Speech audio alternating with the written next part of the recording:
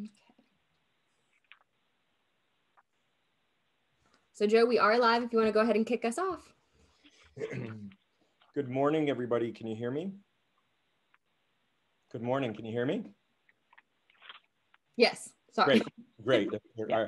Good morning. So welcome. We want to go ahead and welcome everybody who's participating today to our first Federal Entrepreneurship Day for National Entrepreneurship Week. This week has been super amazing, and we have a wonderful panel, a series of panels this morning. So without further ado, I'm not going to speak too long, Amber. Go ahead and take us away for our panel this morning on entrepreneurship education. So, hi, everyone. Welcome to Federal Entrepreneurship Day. We are just thrilled to have this many federal agencies joining us as part of National Entrepreneurship Week to talk about some very important topics in the space of entrepreneurship education. My name is Amber Ravenscroft. I serve as the Manager of Innovation for an education nonprofit, and I help co-chair National eShip Week with Joe. So we are just thrilled to be able to kick this off with a conversation on education and workforce development. But first, I want to go ahead and introduce our panelists, and then I'm going to ask them to just speak briefly to their organization and the work that they do. So we are joined today for this panel by the U.S. Department of Labor. We have Lauren Fairley. Hi, Lauren, who is a workforce analyst for the Employment and Training Administration. We have the U.S. Department of Agriculture. So we have Jackie Ponte-Lazarek, who is the Chief Innovation Officer for Rural Development. We have Dr. Saros Regni of the National Institute of Health, who's officer for the National Institute on Aging. And we have SCORE's Bridget Weston, who is the Chief Executive Office. And SCORE is a resource partner of the U.S. Small Business Administration. So hi, everyone. Welcome. Thank you for being here. Hello. Good morning. Good morning. So, Bridget, I actually am going to have you kick it off because I think your slides are kind of an overview of SCORE, and then we're going to have some conversation. And when we get to some program, we'll pull the slides back up. But I was wondering if you could give us a background on SCORE for us. Sure. Well, thank you so much, Amber and Joe, for having us. SCORE is so excited to be a part of this amazing event. And, what is SCORE? We foster vibrant small business communities through mentoring and education. And what does that mean? We help.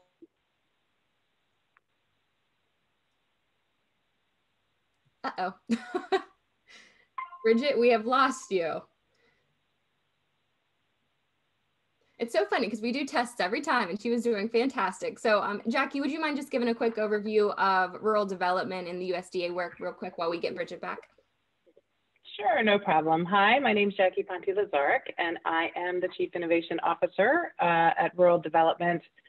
For those of you who don't know, USDA Rural Development, we make investments in rural communities so they can grow their communities, grow their economies, and have a higher quality of life. We have hundreds of local offices. Our programs are delivered locally. We have staff positioned throughout rural America who have an understanding of the needs and challenges in rural areas.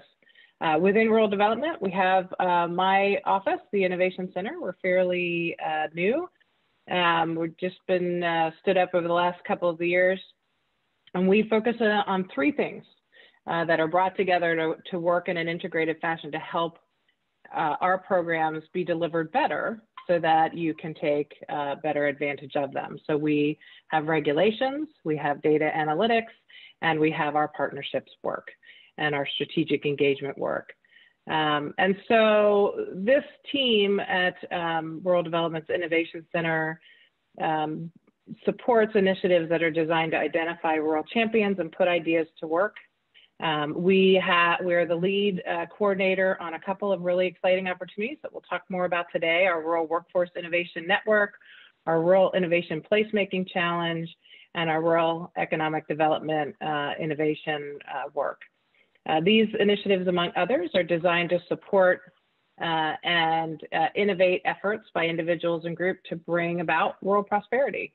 And I look forward to talking to you about it today and throughout the week. And wanted to let you know our agency's role in improving the quality of life for rural America is substantial.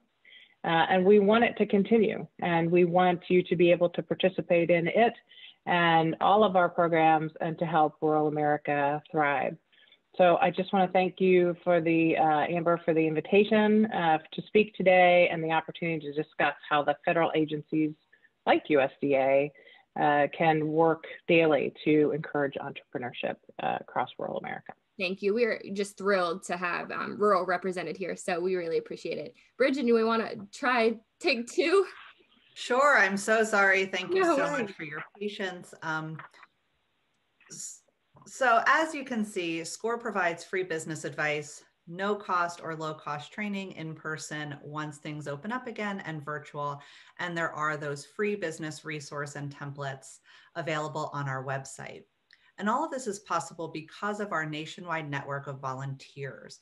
They are a diverse group of men and women who have that been there, done that experience, who can help these small business owners start, grow, survive, and thrive. And the ways they do that, again, is how it works is that you're not in it alone. So if you go to the next slide, you can see that we've helped so many people. Last year alone, SCORE helped to create 45,000 new businesses, add 74,500 new jobs, and helped 82% of the businesses stay in business. And this is because of the mentoring, the education, and the resources that SCORE provides. You don't have to go it alone. We are here. We want to help provide that guide, that experience, that been there, done that knowledge to help you make sure that you can achieve your dreams. And so we're here to help. I look forward to the panel, and thank you so much. Great, thank you. All right, let's go ahead over to Lauren. And I just want to, before we have all the panelists introduce themselves, we have a really diverse group of panelists that are kind of rethinking what entrepreneurship education means. And so I appreciate that there's that diversity of entrepreneurship education prevalent on this panel. And so I'm excited to dive into a little bit about how that's emulated in your agency's work. So Lauren, do you want to introduce yourself and your work at the Department of Labor? You're on mute. Thank you. Thanks so much, Amber, for having me today, and I'm excited to join the panel. I work at the U.S. Department of Labor in the Employment and Training Administration. And this particular office that I'm in, the Office of Workforce Investment, we administer federal job training grants and dislocated worker programs, all kinds of support for the public employment service programs that are out there. We support the state and local workforce development systems and providing resources to job seekers and job creators. I'm very pleased to talk to you about some specific resources today out of the Office of Workforce Investment related to competency models. So thank you for having me. Great, thank you. And last but not least, we have Dr. Suros Regni from the National Institute of Health. Do you want to say hello and a little bit about your organization? Sure. First of all, thank you, Amber and Joe, for having me today. Very here. So I'm a program officer at the National Institute on Aging, Small Business Research, which is a part of the National Institutes of Health, and it's the largest funder of biomedical research in the world. Office of Small Business Research at the National Institute on Aging manages the largest source of early stage funding for aging-related research and development. So we provide small businesses with early stage capital. And the idea is that these funding enables innovations to reach the American people faster. Our estimated budget for 2021 is around 130 million. And the office also aims to spur innovation and entrepreneurship in the aging-related sector. And this includes Alzheimer's disease and related dementias, age-related changes in the brain function, aging in place, age-related diseases and conditions, as well as research tools. Apart from managing the funding for small businesses, we also have a lot of other activities. So we provide guidance to help folks prepare for application and also discuss funding opportunities. We attend meetings and workshops and visit regional organizations to raise awareness about the program. We're also constantly developing new funding opportunities in key emerging technology areas. We also facilitate connections between awardees and potential partners. And these partners can be either within the NIH or outside of the NIH, external stakeholders. And we're also very interested in providing entrepreneurship training, as well as webinars on key commercialization related issues. Thank you. Well, thank you. And we have just a fantastic lineup. And I want to start the conversation around, this is the title of the panel is Education and Workforce Development. And I want to know kind of why your agency has entrepreneurship as a priority in those spaces. And so I'd like to start maybe, Bridget, with your belief on and your kind of advocacy for why entrepreneurship is a priority in the space of education and workforce development. Sure, thanks. And I think, I might sound a little bit redundant, but SCORE is here to help entrepreneurs. Everything we do is about supporting, educating, and developing, helping those small business owners develop their workforce as well. So some of the things we know about entrepreneurs, specifically small business owners, there are 30 million small business owners out there, and small businesses make up the large majority of employer firms. It's something like 99 point something percent. So this is a huge space that we can all work together to make sure that small business owners have the resources and tools they need to help support their employees, help the clients that they're trying to serve, and make sure that the needs of the customers and the communities that they serve are being met. So, small businesses are the backbone of our economy, but they're also really integral into the communities. And by making sure that they have the right resources and tools to help, again, that education and workforce development will help all of us. Great, thank you. Lauren, how about the Department of Labor? I know that's kind of entire focus is workforce development. And so how does entrepreneurship fit into a current labor market and current workforce demands at the Department of Labor? Well, at ATA, we recognize that not everyone is a job seeker, right? There are job creators. And so we think it's important to provide resources that support both job seekers and job creators. Also, there are times when the supply of jobs aren't really aligned with the demand, like right now. There are many more job seekers than there are jobs available. So we really want to look at providing opportunities and resources to create jobs, number one, but we also want to provide opportunities for entrepreneurship to grow. And so it's important to provide different types of resources, I think, that, support entrepreneurs in the best way that we are able for different populations. We've got youth, we've got programs that support the older population. So we're looking at trying to provide resources related to entrepreneurship that go across a lot of different populations. Fantastic. And we like to call that a cradle to career. So I think that's amazing. Jackie, how about entrepreneurship at rural development? What does that look like from like an education and workforce development focus on the U.S. Department of Agriculture? Thanks. So rural development has been supporting local businesses for years and years and years. And fostering those small businesses in rural areas is very important. It's the lifeblood of a lot of the communities. It's a way for people who grow up in rural areas to stay in rural areas and enjoy all the benefits of rural living. With the COVID-19 pandemic upon us, right? There are some challenges, and some of our local businesses are struggling, and we know that.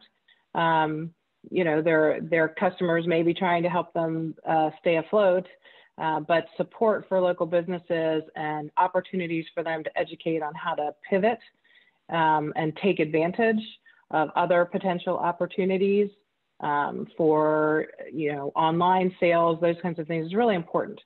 I also think in every challenge there is opportunity for innovation, and so we're seeing, as we were chatting about earlier in our prep session, there are opportunities for people to return to rural areas. As we move more online, I think people will stay online, and so there are opportunities for rural areas to attract people to come to them, to live and to work remotely from a rural area.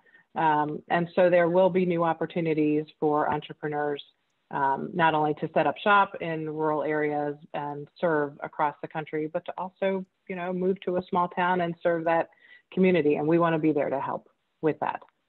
Fantastic. I love what you said about any kind of challenge is an opportunity for innovation. So I think that lends itself well to Saros, you kind of taking on this question as well, because innovation is everything at the National Institute of Health and kind of the work that you are doing. So what does education around entrepreneurship look like, and why is that important to your organization?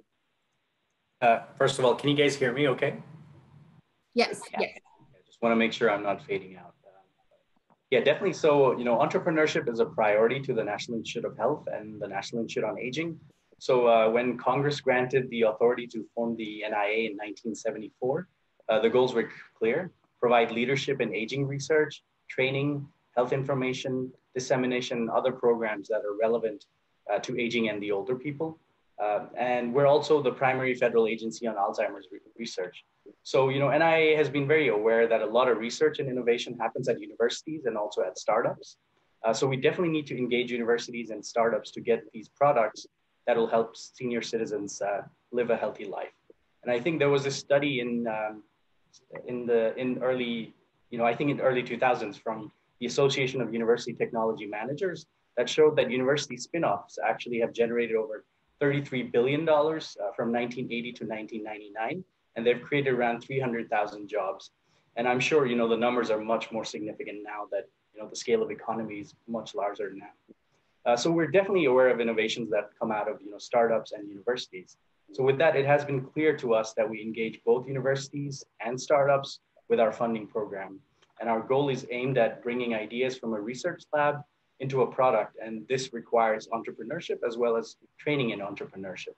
And so the small business program that we call SBIR, STTR, sorry for the acronym, it aims to just do that. We provide early capital for universities and startups as they seek to commercialize their ideas. And the goal here is that they succeed. And we have a lot of other programs, that enable bright and scientific minds to get entrepreneurial. And I can talk more about that later. Great, thank you. So I know this is probably going to be, let's see if we can make this as concise as possible. I'm going to ask you to identify maybe the one barrier or challenge that you view is the largest impact on entrepreneurship education with your agency. And then just pose that. We don't have to pose any solutions yet, because I know we're going to get into some of those on the back end. But I think a lot of folks are interested in entrepreneurship policy and how we can advocate for entrepreneurship education throughout entire lifetime. So I'd love to hear on your agency's perspective, what is the biggest challenge or obstacle that you view in entrepreneurship education? And I'm going to go reverse Robin. So Saros, I'm going to start with you, if that's okay. Sure, yeah. So, we think that there are three ingredients of innovation and entrepreneurship. So that's knowledge capital, that's human capital, and that's environment.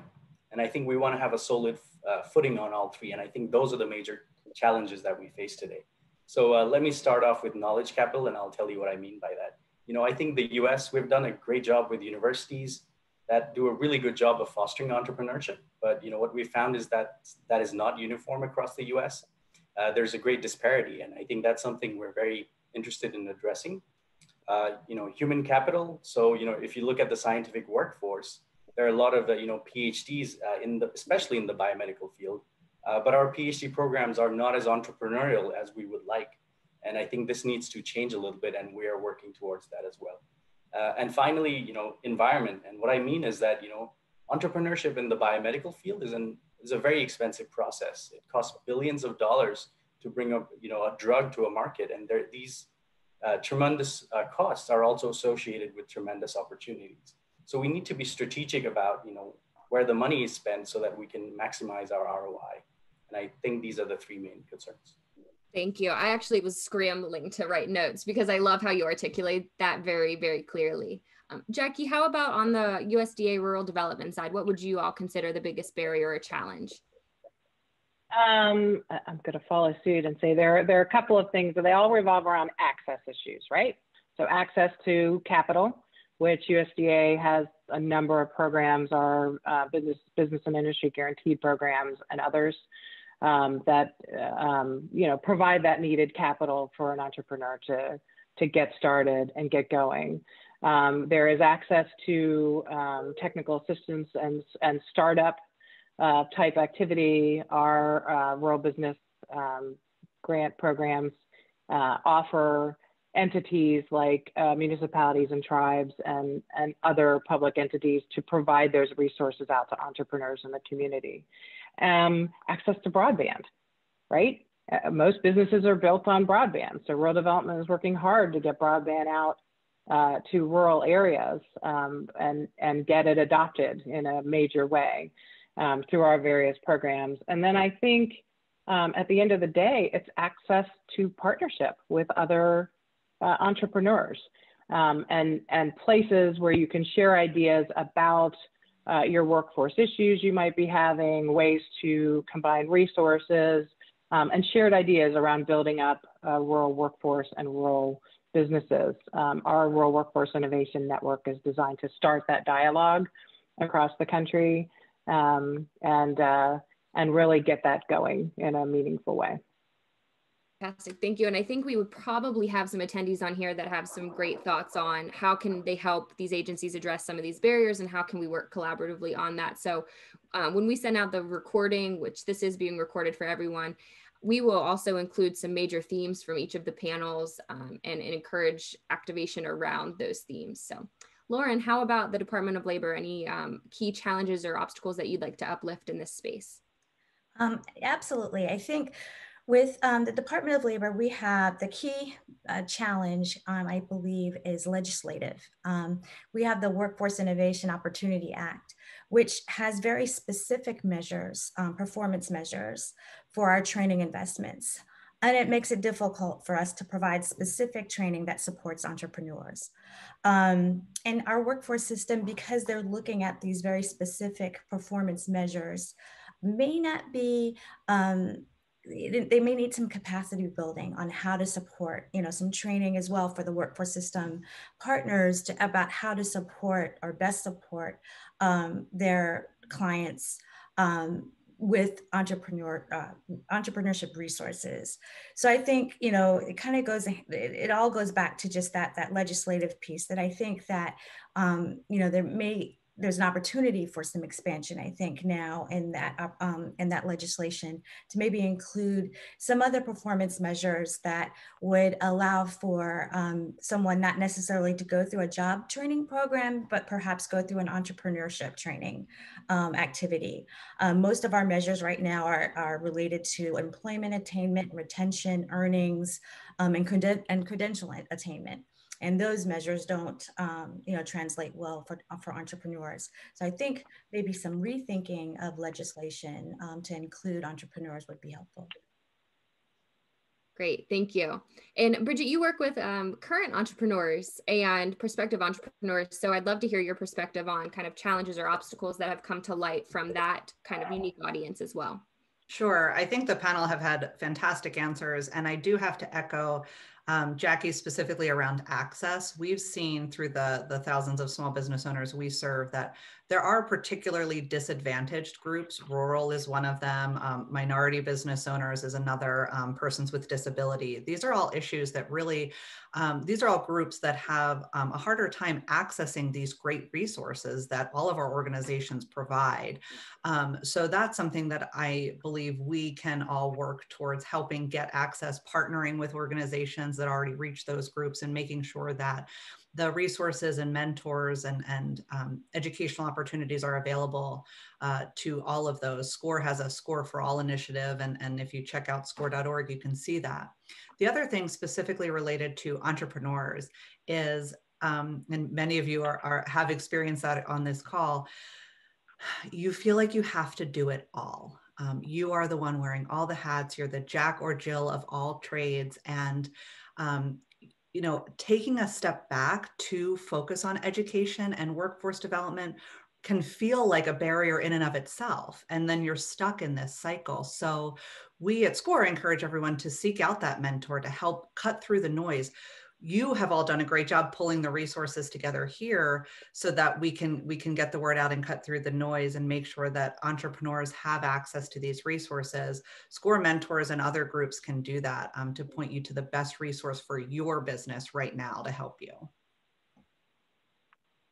Fantastic. Okay, so let's dive in. We've had a couple questions too that I would like to get to at the end if possible. And I would encourage, we've kind of seen a theme around access. The next panel immediately following this at 11 a.m. is access to capital. And I would highly encourage attendees to stay on. We have a great array of agencies speaking on access to capital in their organizations as well. But let's dive into some resources and programs that we want to highlight from this panel around education and workforce development.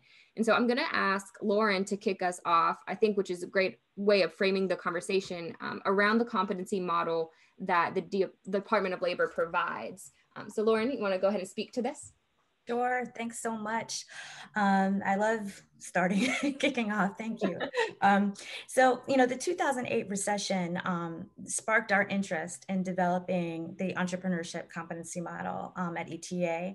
And we worked with the Consortium for Entrepreneurship Education to develop and validate the first entrepreneurship competency model. And you'll see the link. It's available at our careeronestop.org site. And so, that was kind of our response during that time when, again, the demand wasn't aligning with the supply of jobs. And again, we wanted to encourage the idea that, we need to support job creators as much as we support job seekers. So we collaborated with education and business and industry leaders to develop a comprehensive model that identifies foundational competencies. And those are those first 3 tiers that you see at the bottom of the pyramid: personal effectiveness competencies, academic competencies, and workplace competencies. And we worked with this group of stakeholders to determine also industry-wide competencies, and that will be that 4th tier that you see. And then the 5th tier is what we call entrepreneurial focus areas. So this started back in 2008. We are working now with EntreEd to update the competency model, again, sparked by the current need, where we don't see the demand aligning with the supply. And we are in the first phase of that update. We're reviewing key resources. We're working with stakeholders, SBA resources, the standards from EntreEd to kind of bring this model up to date and add what we think of as a straw man model, a model for stakeholders to react to. And we'll pull together a group of stakeholders probably during the spring and the summer to validate this particular updated model. And we're looking to launch by the fall of 2021. So, a couple of things I'd like to, say is that as you're hearing about the competency model, we hope that you will definitely go and visit. We've put the current updated model on the website, but we'd also like to hear from you too. If you'd like to be involved in the update of this model, we still have plenty of time. So we're definitely looking for subject matter experts to be involved. Or, if you don't have time to be involved in the development or validation of the model, we definitely would love to hear from you as far as resources that you have to provide to contribute to the model. So, we're looking at this as an opportunity, and this wonderful panel that we're involved in also kind of expands our knowledge base. So that's what we're doing at the Department of Labor. These models actually support our training investments. And unfortunately, we don't really have a training investment specifically for entrepreneurship, but it's used in other ways with other programs across the Department of Labor. Our youth office will use the competency model and resources they're developing. Our older workers unit will use the competency model in resources that they're developing. So there's all kinds of ways that the competency models can be used within workforce system programs, despite the fact that we're just not able to develop actual training programs. So great. And we actually, while we're on this topic, Lauren, we do have one quick question that just came through is how would people get involved with that competency model feedback? How can they touch base with your team to help provide some information? So absolutely, you can email me. that would be the easiest way. So in the chat, I'll put my email address. But there is a way to contact us through the competency model site. You know, you can go onto the competency model site, and then there's an area for contact us. You would simply just put your information in there, say that you'd like to be involved in the update of the entrepreneurship competency model, and they will send your information to me. But since you've got me right here, I'll just put my email right in the chat, and I'd love to hear from you. Great. Thank you so much. Perfect. Well, I think that lays a really good foundation for us to go into some of the other agencies' work. So Jackie, would you mind giving us an overview of kind of the Rural Development Innovation Center and the work that you're doing to support entrepreneurship education? Sure. So we talked a little bit about it in the beginning. The Innovation Center is an entity within rural development whose job it is to really help our programs get delivered better and more effectively so that the recipients in rural areas get the maximum benefit from them. And we take a holistic look at everything from policy to data and then partnerships to try to come to the best solutions we have. We're doing an awful lot of work in the area of data analytics and using that data to drive our policy decisions, our partnership engagement. And we are a mini service center within USDA to help all of our various program agencies, conduct their outreach, figure out where best to reach out to customers who may not know about us or who may need us right now, and to drive those policy decisions that will help increase access to all of our programs. We were talking about, education and opportunities within rural development. And so as you can see from this slide, for entrepreneurs, you probably know us, and if you don't, you should go to our website. Our rural business programs are there to support rural businesses. They provide capital. We've got programs. If you are on the webinar today and you are a community leader, maybe you are also an entrepreneur, because in rural America, you tend to wear multiple hats, right? If you're a community leader, we have programs that help communities and nonprofit entities help businesses. So, for example, our Rural Business Development Grant Program, that is one of those programs that provides funding for technical assistance and for small rural communities to provide support or development for small and emerging businesses. They are opportunity funds that can be used to establish business support centers, provide for training opportunities, or identify and analyze business opportunities. That program is still open for this year. That deadline's been extended to March 31st. So not too much time, but if you are on the line or you are a community leader or you have a community leader, you want to take advantage of that, think about that deadline it's coming up. We don't want you to miss it.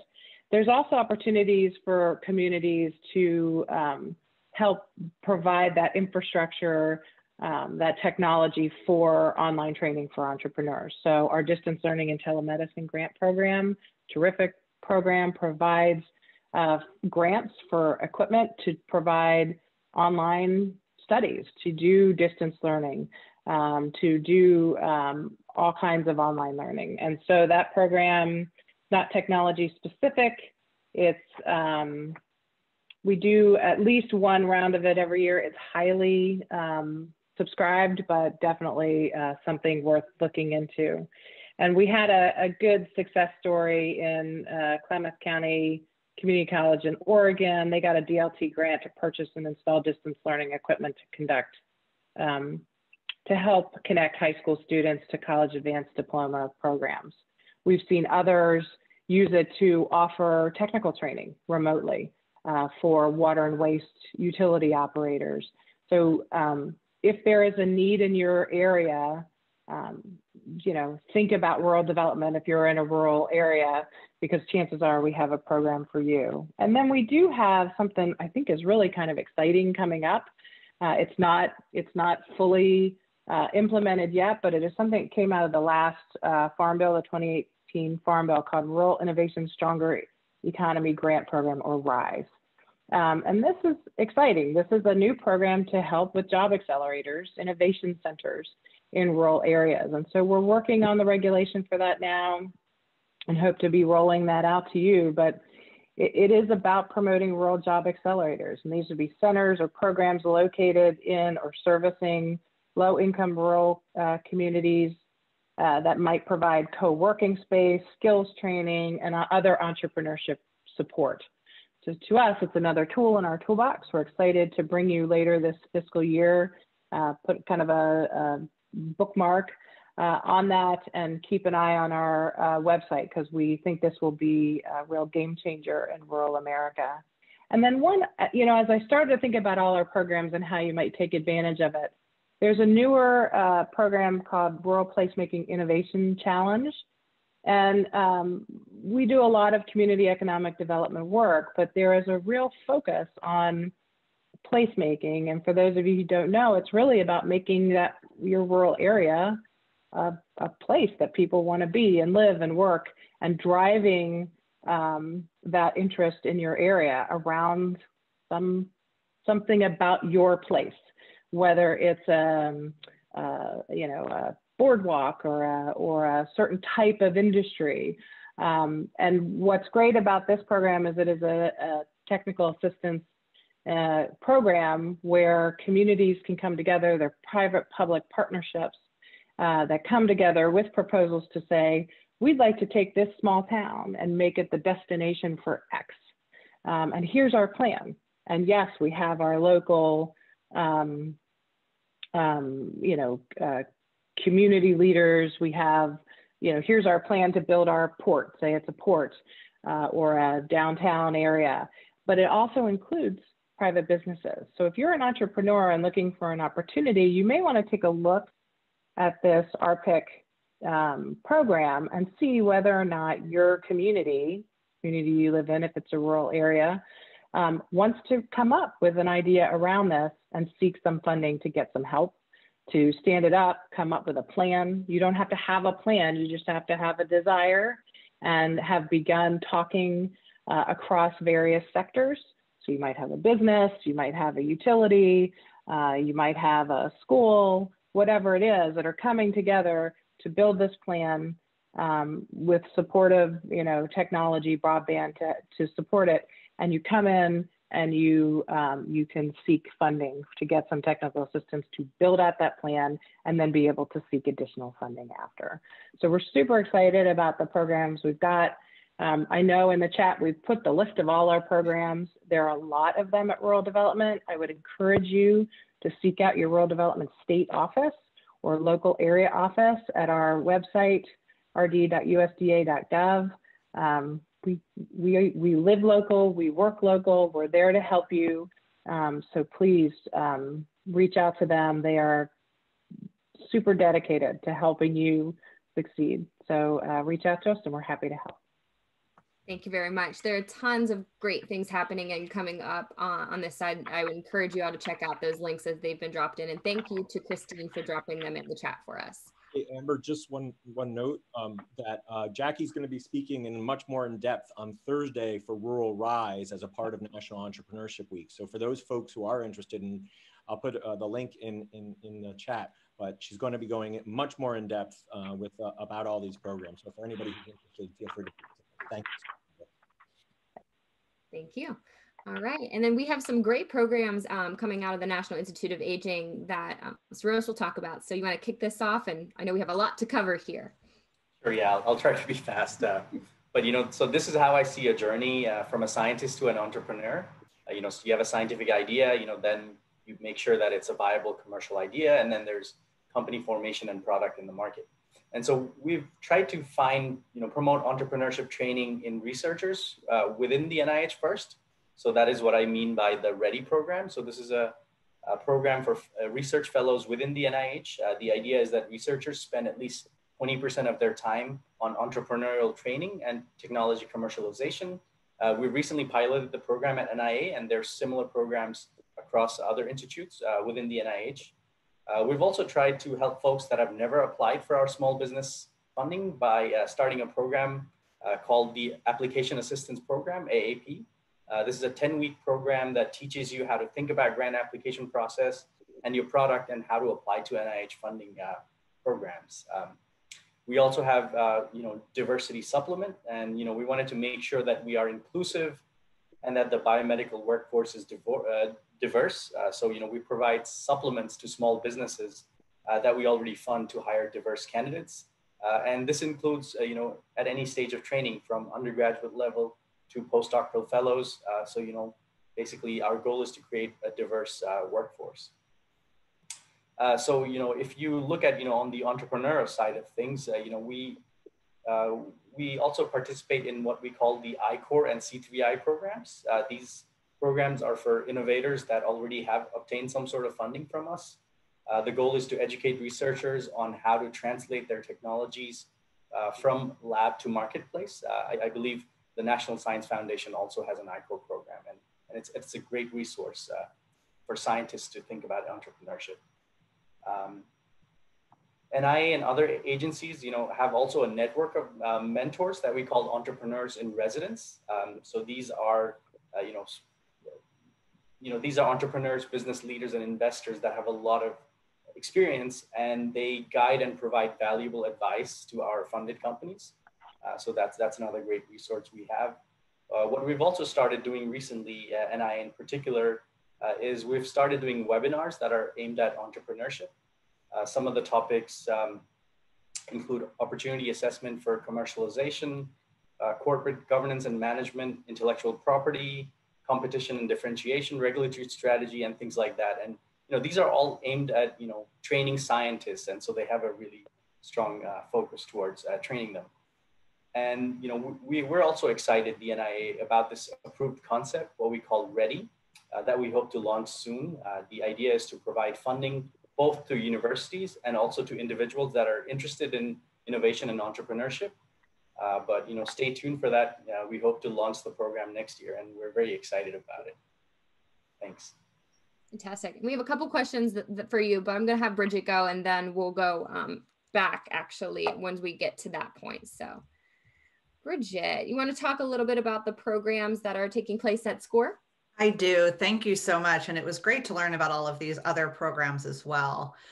So SCORE really is a customized mentoring or educational experience to suit the needs of whatever the entrepreneur or small business owner is looking to address. Our one-on-one mentoring, it helps you minimize the risk, provide improved chances through that one-on-one coaching.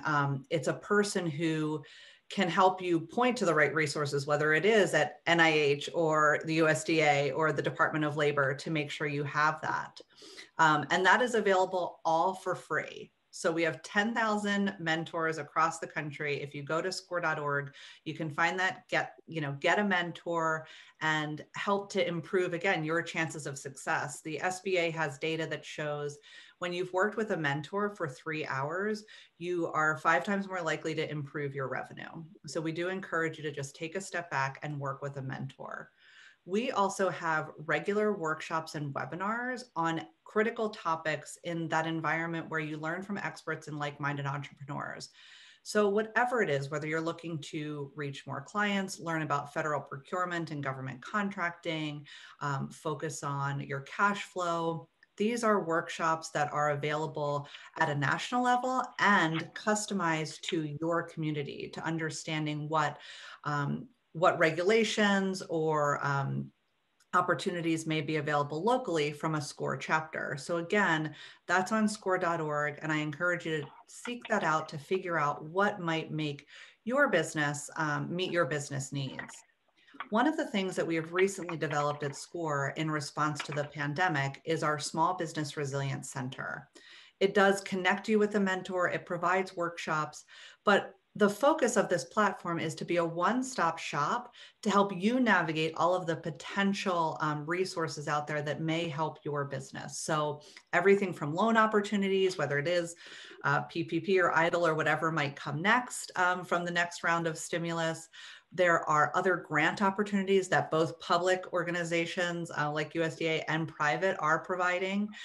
We have those available. And then there are even industry checklists. So if you are a restaurant, how do you open successfully? If you are, a different organization, what are the things you need to know to keep your employees and your clients safe and minimize the risk for your organization?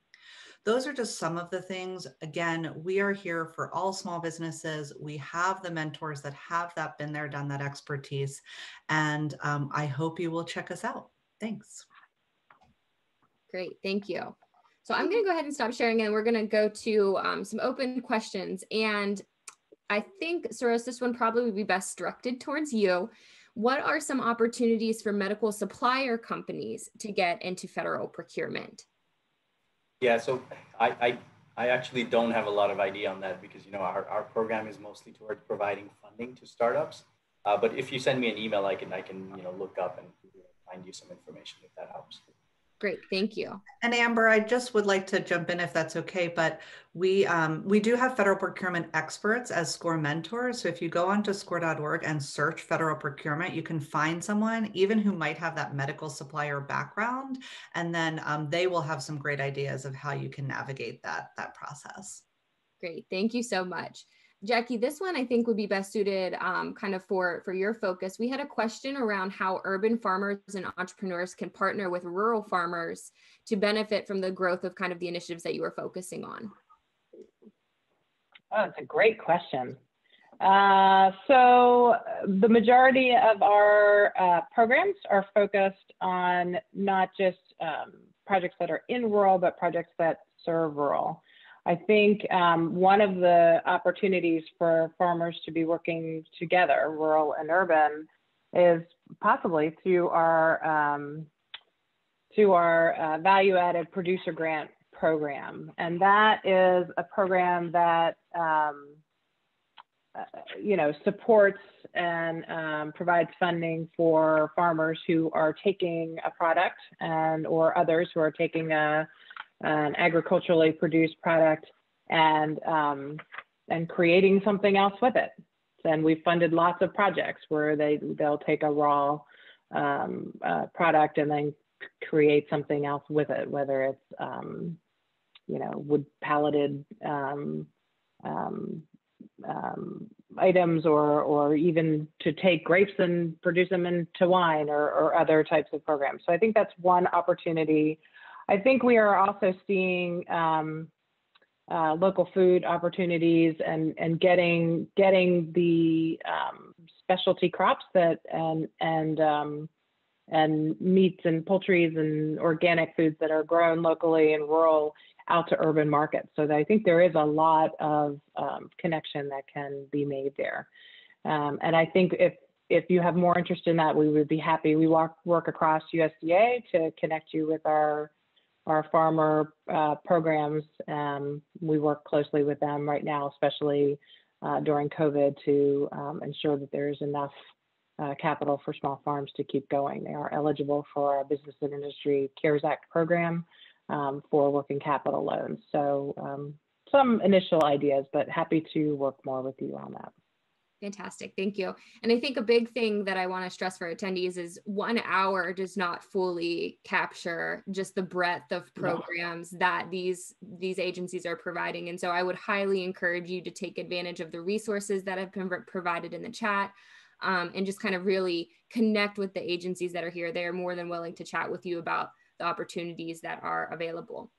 I do have one question from Nick Haber, and it's going to be a little bit of a challenging question because it's something that comes up consistently in the space of entrepreneurship education. So I'm not going to assign anybody this, but if anybody has just a dying desire to answer this one live, how do you measure success for entrepreneurship education programs? And I'll leave that one. I'm good at waiting. I mean, I can answer how SCORE measures our success. That would be great. So we do, again, we want to make sure that our education is helping the entrepreneurs that we're providing it to. So we do two things. When we have a webinar or workshop, we ask everyone, did it help you? And then we follow up at the end of the year and see who took a workshop and ask what impact it had on their business. So not just did it help, but did you increase your revenue? Did you add a job or jobs? Did you start that business and did you stay in business? So we look at how effective that particular workshop was, and then if it had that long-term impact on the business owner. And so far, again, you saw the stats that I talked about, but SCORE mentors and the resources we provide are having a pretty significant impact on the entrepreneurs we serve. Any of the other panelists want to jump in there? Do you have any unique measurements of success on your end that you'd like to uplift? This is a common question in the entrepreneurship education space. So. You know, Amber, I'll just take a crack at this for just one second, because when we look at entrepreneur skills, having been an entrepreneur and being an entrepreneur and an educator, I think there's two sets of skills that we're talking about. One is those hard skills, right? Accounting and marketing and those sorts of skills. And then the second piece are the soft skills that entrepreneurs need to know. And that's what to focus on, when to focus, how to prioritize. And those are the really two components. So I do think it's important for us to kind of divide those into two separate skill sets, because when you look at the accounting piece, that's pretty fairly straightforward. It's those skills that are the soft skills, right? Those skills that are going to allow the entrepreneur, for example, to pivot when there's an epidemic or pandemic coming. How do you go ahead and marshal that? And that's something I think is an exciting area for education. And a lot of the work that you've done as part of your master's is to really focus on that piece. Thank you. Well, I do want to be sensitive to, we have a panel starting at 11 a.m. and I wanted to go ahead and pull up the dates for next National Entrepreneurship Week so we can put a little plug in people's ears to continue to join. And we hope that the agencies will continue to come back and provide perspective on some emerging programs that are taking place. But next National Entrepreneurship Week will take place February 12th through the 19th, 2022. We encourage you to connect with the agencies that have put their contact information in the chat, and please reach out and ask them for any supports. Are there any final thoughts from any of our panelists today, just on kind of this focus of education and workforce development that you'd like to uplift?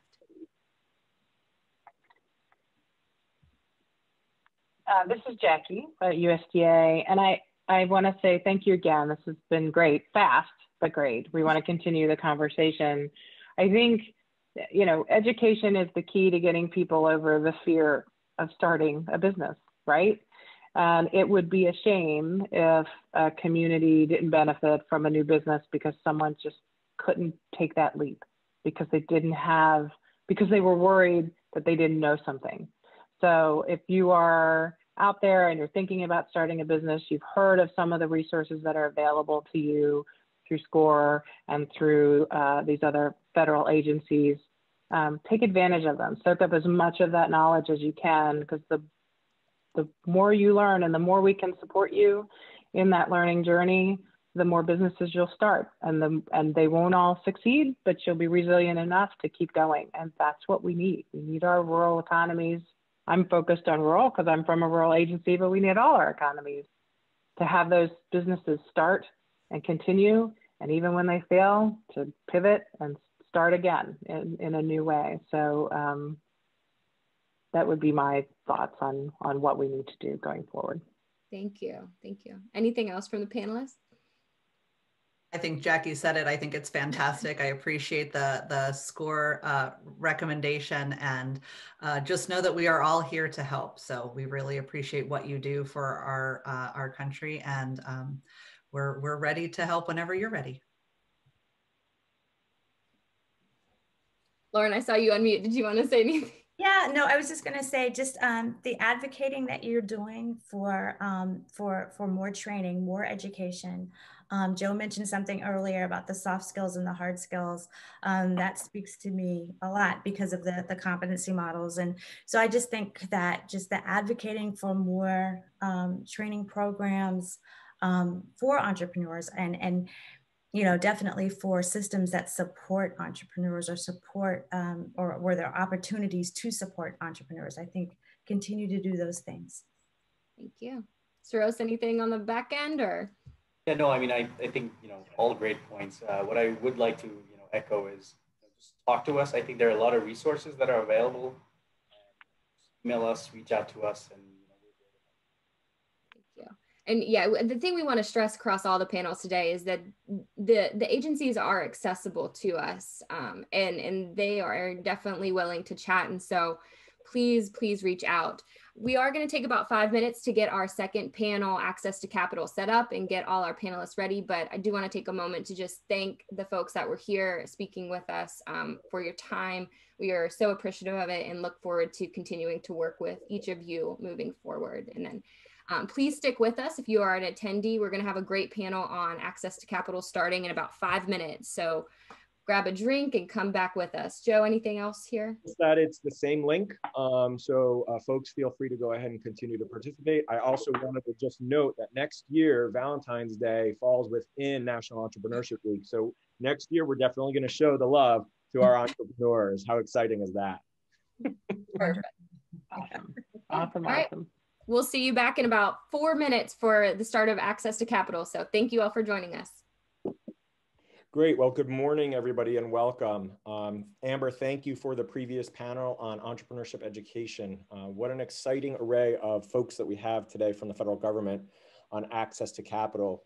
Anytime, my name is Joe Kapp, and I am the co-chair of National Entrepreneurship Week. And I am excited to be facilitating this panel today because one of the questions that comes up, both as somebody who's a serial entrepreneur, as an educator entrepreneur, is how do I go ahead and get money for my business, and what are the ways that we can access capital? And it's probably one of the single most important questions that people ask in figuring out how they can grow their business. So we are very, very excited. I'm going to go ahead and just ask each of the panelists to go ahead and introduce themselves and the agency that they work with and provide a little bit more detail. But the one question that I'm going to ask each of you at the very outset to respond to is, why is entrepreneurship important? Why is it something that people should consider? So Emily, maybe we'll go ahead and start with you. Welcome this morning. Thanks, Joe. Good morning, good afternoon, everybody. Thanks for tuning in. My name is Emily Miller. I'm the Acting Director for the Office of Innovation and Entrepreneurship. I'm going to try and stay away from acronyms as best I can, but I'm with the U.S. Economic Development Administration. And our office runs a suite of grant programs really focused on this, both entrepreneurship support in regional economies, but also access to capital. So looking forward to talking more about that later today. But my background, I'm actually a former entrepreneur, also former Army officer, and just really excited to be here today talking about the importance of both access to capital and entrepreneurship. To answer your question, Joe, I mean, I think entrepreneurship is critical because startups are the engine of job creation in America. So we want to do everything that we can to foster a healthy and thriving entrepreneurial ecosystem across the country in every region. So thanks again and look forward to speaking more. Great, thank you so much. John Robert Bagadi, welcome and good morning.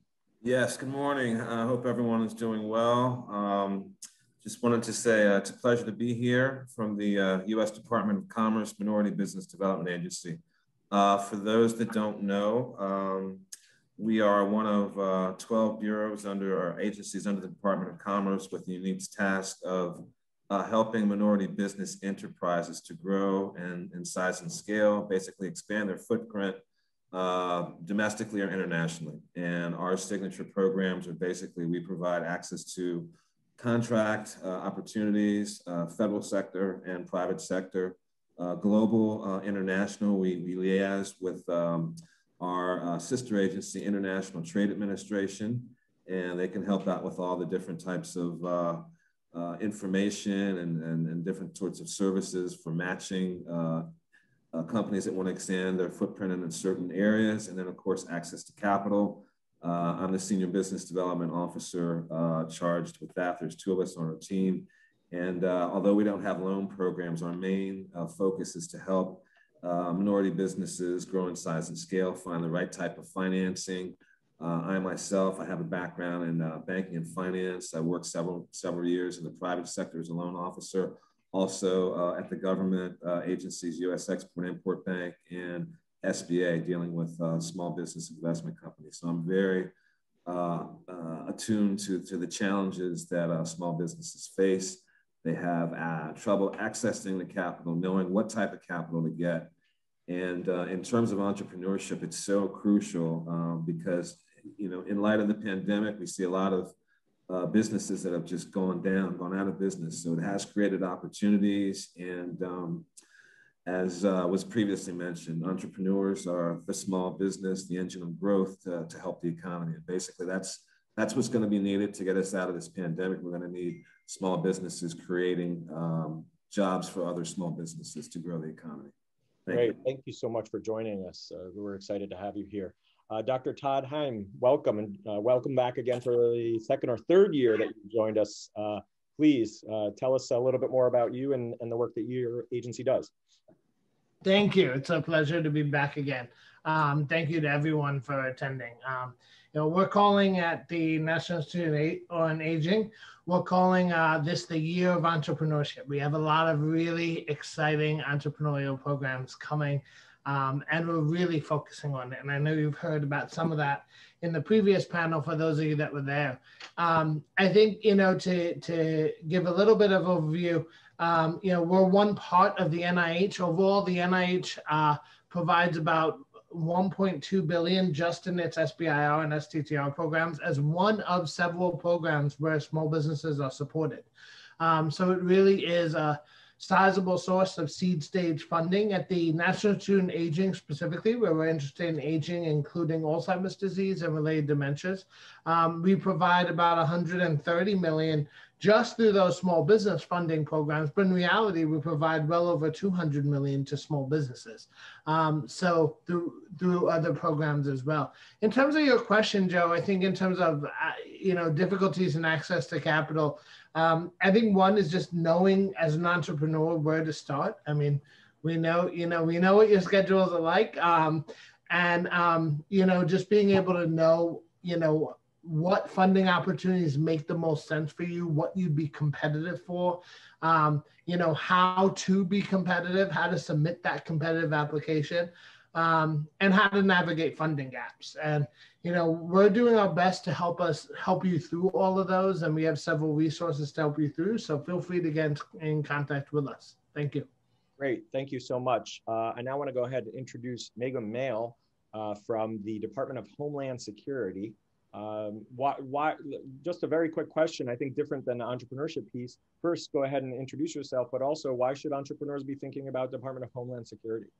Sure. Good morning. Thanks everyone for participating today. I'm happy to participate on the panel myself. I'm Megan Mail. I'm the Director of Industry Partnerships at Department of Homeland Security Science and Technology Directorate, which is essentially the research and development arm for the department. My organization is focused on innovative programs and tools that allow S&T to work creatively with industry and ensuring that we're actually seeing the results of the research and development get commercialized. We're very strong proponents of making sure that we're seeing the solutions that we fund out into the marketplace. And we are focused on expanding our networks to find the newest, most innovative solutions for DHS challenges. And to answer your question, I think on its face, you know, DHS is a massive organization, and that can be somewhat overwhelming. You know, where do I fit in? What do I do? Who's the right people to contact? My group is really focused on doing the outreach, where you might see a lot of, you know, confusing missions or, you know, where do I fit in questions. It's also a lot of opportunities. I mean, we have a lot of different things going on and, you know, end users who need new technologies. So it's a really exciting place to work in as well. And we know that a lot of the best ideas are going to come out of industry and they're going to come out of small businesses and startups. And we are super excited about working with people who have the new best idea that we haven't even thought of yet. Yeah, that's great. Thank you so much for those insights. Janelle, and welcome back from NASA. I think this is the third year that you've joined us, and we're excited to have you join us. Tell us a little bit more about your role at NASA, and also what is it that an entrepreneur should even be thinking about with regards to NASA? Absolutely. Thank you for having me again. And yes, I think this has been my actual third year. I don't know if we've had others prior to me participate, but it's been a really great opportunity for us to talk a little bit about our program. I am the Deputy Program Exec for the Small Business Innovation Research and Small Business Technology Transfer Program.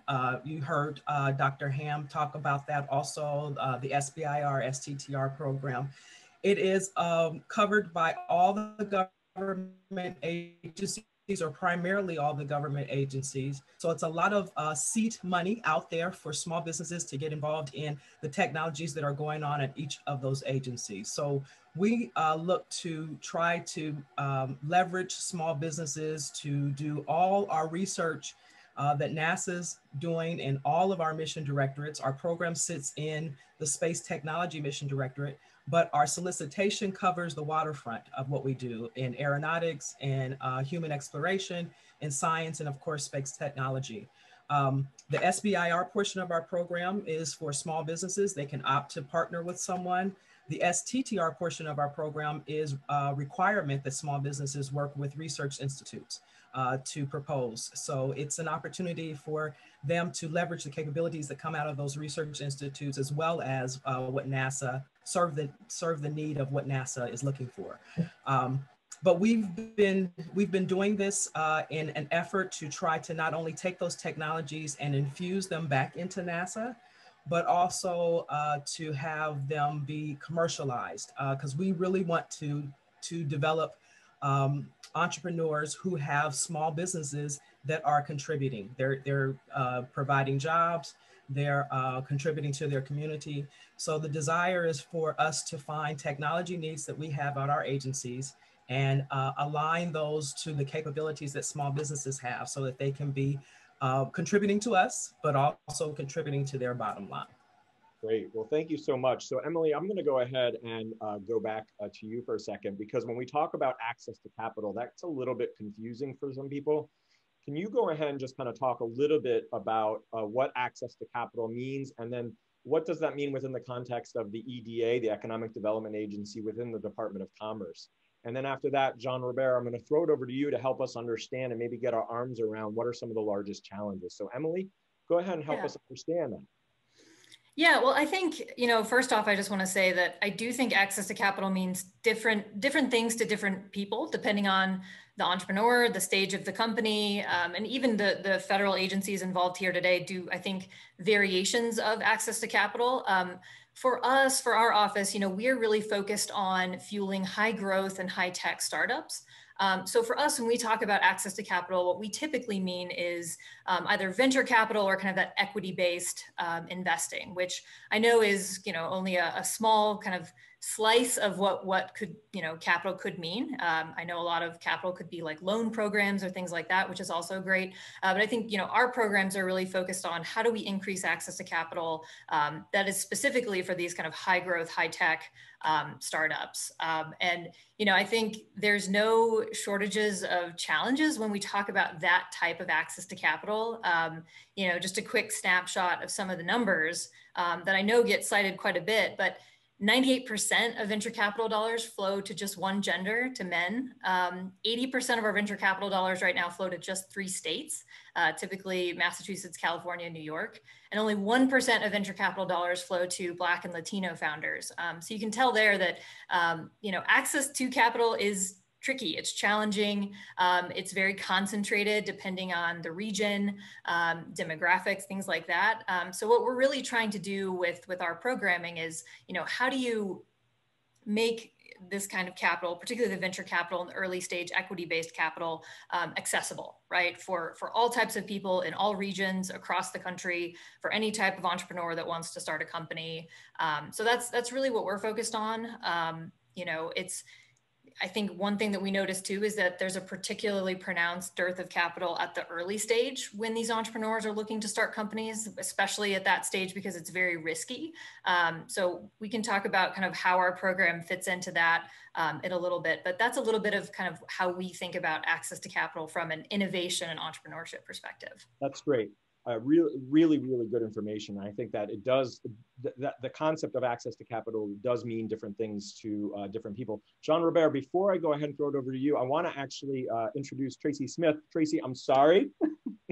Not a problem. USDA, when we talk about access to capital, rural communities and USDA, there's probably fewer places that have challenges with regards to access to capital. So Tracy, welcome, and please go ahead and introduce yourself. Well, thank you for having us today. I am with the U.S. Department of Agriculture. We're a funding agency called Rural Development. People often equate us to simply farmers, but that's really not the case. We are committed to all aspects of rural living and making those communities stable and exciting places for people to want to be in. So we have about 45 programs that we have that really help with every aspect of living in that community, which of course enables those entrepreneurs to be able to start the businesses and to stay in those small towns, and for kids as they graduate to stick around and find ways to make that possible. And that is our entire mission. All of our funds go into those rural areas. So we help in multiple ways that we'll discuss in a little bit, but thanks for having me. Great, well, thank you for joining us. So Jean Robert, help us with the question that I asked earlier. What are some of the challenges that you've encountered in communities across the United States? The access to capital question is not just one answer. So there's a couple different things that's going on. First of all, I mean, we know the obvious, that the bias. We see the numbers that smaller businesses or minority numbers or businesses are more likely to get denied or get lower loan rates or higher interest rates. But behind that, why is that happening? Did they know how to appropriately apply for the application, or there's a knowledge gap that there's there as well. So there's a lot of different sources of financing out there, but every loan is not a good loan. So I think most people are just preconditioned to go to a bank. Well, even if you have good credit, a bank is only going to let you grow, so much.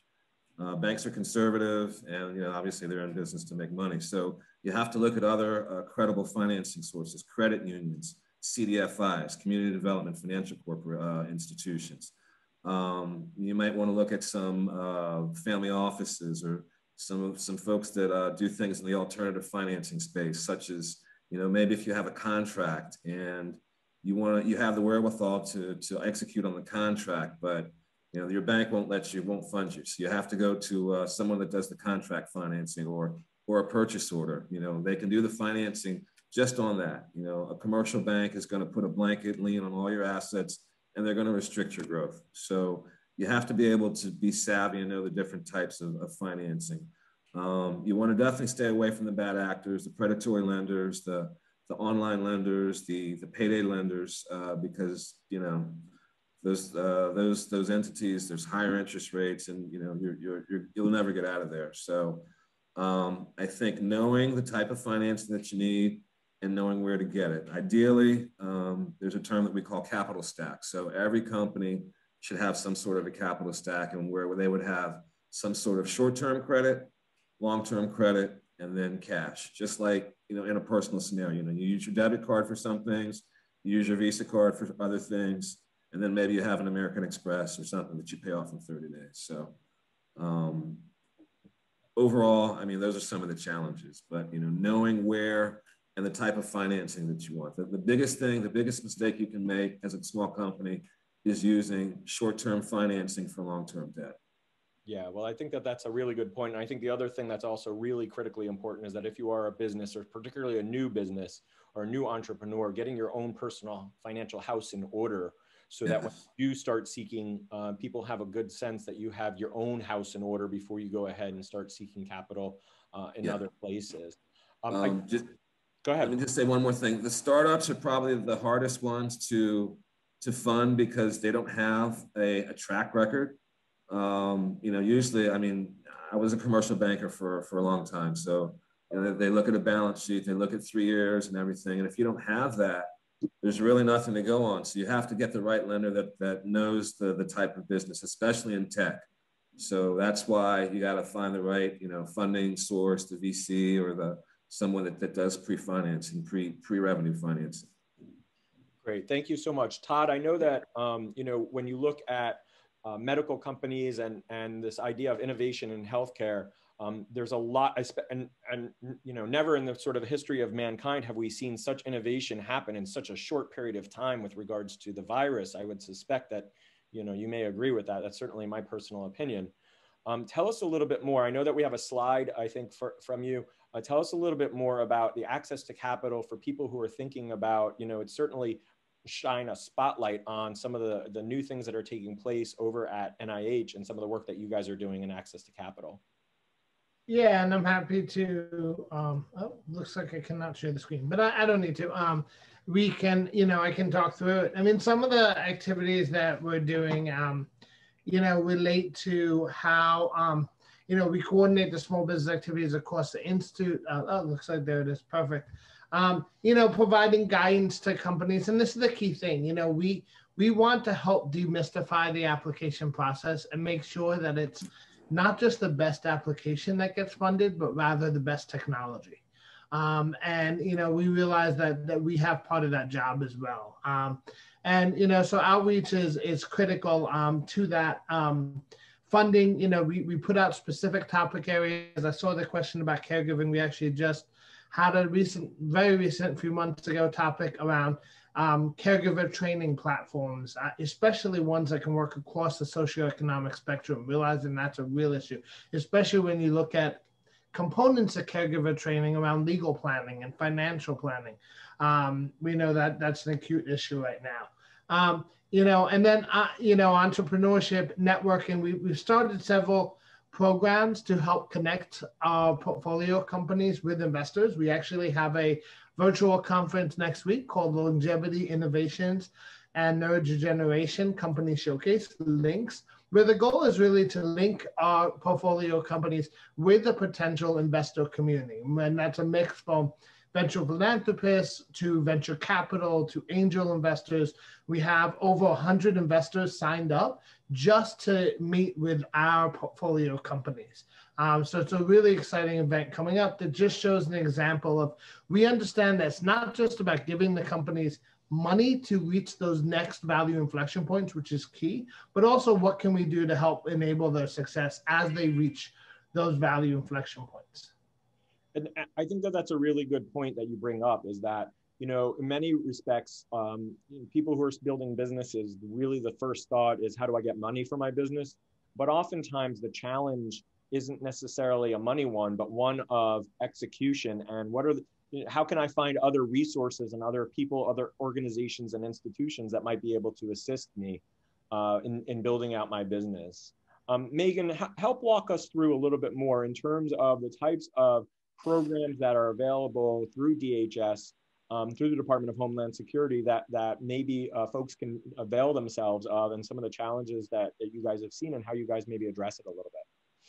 Sure. I think, as a funding agency, one of the basic issues we see is, we've come to realize that putting a 75-page solicitation on SAM.gov and just dropping it there and walking away is not the way to make sure that we're reaching the right people. That may have worked in the past when large businesses had figured out how to work with certain agencies, but it's just not the way to do things. So, as others have said, we're really focused on more of the outreach.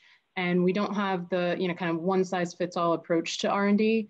We have a number of programs that we're focused on that, provide non-traditional funding and access to performers. The SBIR program has been mentioned. DHS is a big user of SBIR. We have a lot of successes in end users actually commercializing the technology, selling it back into DHS. We're also very focused on the startup community. We have our Silicon Valley Innovation Program, which is really reaching out to innovation communities across the country and internationally to harness commercial R&D. It's non-dilutive funding. We're not taking any intellectual property, but we're co-investing in and accelerating the transition of technologies to the commercial market. And the benefit of working with DHS in those kind of spaces is we have really eager end users. So they're there when there's testing opportunities, being able to pilot technologies that we're working on and getting it back out into the hands of the end users who are really eager to pick it up. So we really are focused on non-traditional funding mechanisms. We have our traditional ways of doing business. We have those big giant solicitations. They're still out there. They're always going to be out there because there's a place for them because we want to work with a variety of people. But we are very focused on making sure there's new and interesting ways to work with us that will, speed up the time to a contract, because that's so important as well. And hopefully, reduce the time between the end of a research and development project and the beginning of a commercialization or, procurement for an end user, because that's also a tough spot within DHS as well. Yeah, great. Really good information there. Thank you very much. I'm going to transition over to Tracy here, because when we talk about rural communities, then the access to capital, we kind of mentioned a little bit earlier. A lot of people think historically about farmers and growers and agricultural producers, but there's a lot of other folks and gaining access to capital. I know that we have a slide for you as well, so maybe we could bring that up. So talk to us a little bit more about how USDA-RD, so the United States Department of Agriculture Rural Development, really assists with this access to capital issue in question. You're on mute right now, so just remember to unmute yourself. There we go. Thanks for that. So a challenge in the rural areas is always access to capital, and we can help bring them either directly or indirectly through some of the different programs that we use. Our rural business, we have rural business programs that are there to assist with guaranteed loans, where we work with a lender to guarantee loans to small and larger businesses as well. We also have some grant programs that help technical assistance providers be able to fund new programs to provide technical assistance. It can help with business incubators in areas or kitchen incubators. We also help fund some intermediary relending programs, where we provide some money to an organization and then they make the very small loans, often to entrepreneurs and businesses that are just getting started. So that's a really good tool that we have. We run a program called the Rural Micro Entrepreneur Assistance Program, again, through this technical assistance provider, and it helps with both the funding of the training as well as the funding for those very small loans that help these businesses get started. And this, again, is all happening in rural areas. We have hundreds of offices throughout the country where we are able to meet with the people one-on-one, where we know what's happening in the areas. We're going to all of the meetings that are taking place that are there to assist the different businesses. So we're really kind of right there living with the people that we're trying to help. Yeah, I think that that's important. And I think the interesting thing about our panel today is we're really talking about two pieces of this puzzle. One piece is being able to gain access to capital in order to build a business that serves a broader mission. And the other piece is then providing access to capital for things that the federal government might need. And Janelle, I want to transition to you for a second to talk a little bit about NASA, because NASA actually is really fascinating compared to a lot of the other agencies. For a mission. And what I previously learned is that you guys need maybe 10 of a particular item or a procurement. And I remember on a previous call, you said, our philosophy is to make, and I'm gonna get this wrong, make it, shake it, bake it, then send up into the sky. The other thing that I wanted to just kind of bring to an awareness is this idea of federal government prizes. And I know that NASA has done some stuff with regards to prizes. And how that maybe, and maybe if you can touch upon that piece as well, just a little bit about what is the unique way that, that NASA is able to go ahead and really engage the entrepreneurial community. Because if you look at other agencies, people want to do business with them. They oftentimes have to create maybe millions or hundreds of thousands of widgets that they may want to sell. But with NASA, it's a little bit more unique. So maybe you can go ahead and weigh in on that. Sure. So let me go back to something that Megan said, I think was the most important aspect, is that for the SBIR and STTR program, it's non-dilutive capital. And so small businesses that have a technology that want to have it vetted or validated through a government agency can use the SBIR and STTR program for that. They come into what we call our friendly front door, which is through the SBIR program, and they can understand not only how their technology applies to our missions, and hopefully, we're not going to ask for in our solicitation anything that is only of benefit to NASA. We want something that's a benefit to NASA that small businesses can contribute to and that have a potential for commercial application.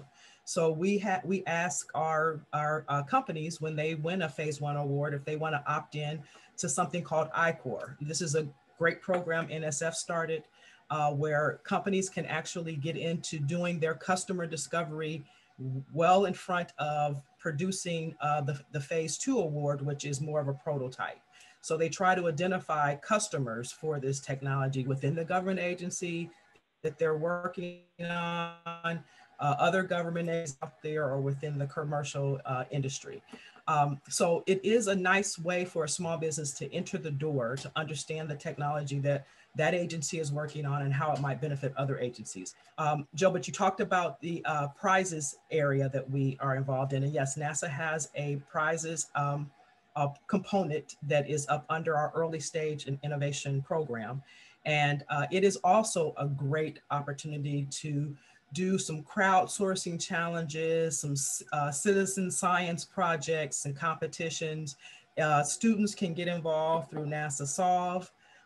And it allows folks to develop their technologies, some ideas that they've been thinking of off the top of their head that we have a need for, that also should have a commercial viability for that, that entity, and they can develop it through that NASA Solve program. Great, thank you so much. And you actually mentioned a couple of acronyms, and I want to make sure, because oftentimes we're having people here who maybe don't necessarily know that. Sure. So you used SBIR, which is a Small Business Innovation Research, and the STTR, which is a Small Business Technology Transfer. You also used I-Corps. I-Corps is with the National Science Foundation, right? So anything else you want to mention on that? So yes, no, I-Corps is out of National Science Foundation. I-Corps. Let me see. I'm not even sure I know exactly what that one is. So we'll go ahead. Yeah. Go ahead and post that in there. That might be tricky. I think it's innovation. Yeah. So I for innovation. I don't believe this. Yes, right. Exactly. Okay. Great. Great. So yeah, those I cleared all the acronyms. Yeah. No, and Janelle, I think that those are important. You know, when we talk about that, the SBIR program is something that touches in all of the agencies. And, you know, before I began working with a lot of the agencies, I didn't really understand of how that's, I mean, they say it's the America's Seed Fund, but I didn't really understand the broad nature of how that really encompasses almost every agency. Emily, I want to go back to Absolutely. Sorry, go ahead, finish. Anything else? No, I just wanted to clarify that absolutely it is with every agency. The nice thing about it too is that when you are a proposer and you're looking at technologies, often you'll find that NASA, Department of Energy, the Air Force, we all might be looking for similar technologies. You as a proposer are free to submit a proposal to all of us in that technology area. Of course, you can't accept an award for more than one, but you can kind of dip your feet into whoever might be looking for that same area and see who's more responsive. And Joe, if I could just add, to let everyone know, we're actually really fortunate to have Jennifer Shee attending this panel, looking at the chat, and she coordinates the Small Business SBR and STTR programs across the government. So if anyone has questions that might not relate to one of our agencies, feel free to send them to the chat, and Jennifer is on there and can help answer them. Todd, thank you so much. Jennifer, welcome. We're excited to see you here today. And Todd, thank you for calling her out. We appreciate that piece as well. Emily, go ahead and just tell us a little bit more about, there's a number of different programs, scale-up programs, and help people, you know, when we think about entrepreneurship, there's really two, and there's a little bit of sort of confusion sometimes, I think, that people make between entrepreneurs and small businesses. Yeah. Small business is executing a business model that is already out there, right? Whereas an entrepreneur is starting from scratch, and their job is to actually discover the business model, right? So think about, you know, Amazon. Right before Amazon, this idea of getting books and having things delivered didn't exist in the way that it does now. And they really uncovered that piece, and entrepreneurs are rewarded for that. But that earliest stage capital can oftentimes be some of the most challenging. talk a little bit more about some of the programs at the EDA and how those pieces are really serving as a way for outreach to help people gain access to capital. Yeah, thanks, Joe. I mean, it's a great distinction, because I think the term entrepreneurship gets thrown around a lot, and it means different things to different people. I think for our office, the Office of Innovation and Entrepreneurship, we're really laser focused on what we call this high tech, high growth startups. The kinds of startups that have, technology kind of underneath the business itself, right? It's scalable in nature. It results in a lot of high quality, high wage jobs that are created. So for us, that is really, a dynamic part of the economy, right? And so we're very focused on more of the high tech, high growth side. And from a program perspective, I should also clarify too, because, on here we have folks who actually have, SBIR can give non-dilutive capital directly to businesses, for instance. At EDA, when we run our programs, we're actually funding intermediaries. So our flagship grant program in our office is the Build to Scale program. And this year for 2021, it's going to have $38 million set aside for it. And the goal is kind of twofold in the Build to Scale program. We do the Venture Challenge, which is, really all about supporting those organizations that provide entrepreneurship support to companies. So things like accelerators, incubators, these tech transfer programs, things like that, really at the kind of community systemic level supporting entrepreneurs. But the other side that I wanted to talk about that's directly relevant today is our capital challenge. And that is all about, how do we get funds to support early stage seed funds or early stage angel capital networks, or even things like investor training programs. So that's really what our grant programs are focused on, which is how do we provide kind of the operational funding to support more of these funds coming to life and in regions across the country. The Build to Scale program now has grants in all 50 states and 2 US territories. So we are, it's a truly diverse portfolio. We're in rural communities, urban communities. And so, I think what we're thinking through is how do we get access to capital programs set up in places that might not have it, that have entrepreneurs that are starting companies. But again, it's that, dearth of capital in that early stage kind of slice of the capital stack that we're really trying to tackle with the capital challenge. And hopefully that program will be going live very, very soon. So keep an eye out, and I'll post some links in the chat as well for folks that want to follow up and learn more too. That's great. Thank you, Emily, appreciate that. John Robert, what are your thoughts in terms of the types of programs that your agency offers, and how can people sort of best take advantage of the access to capital opportunities that exist and the awareness work that you guys are doing?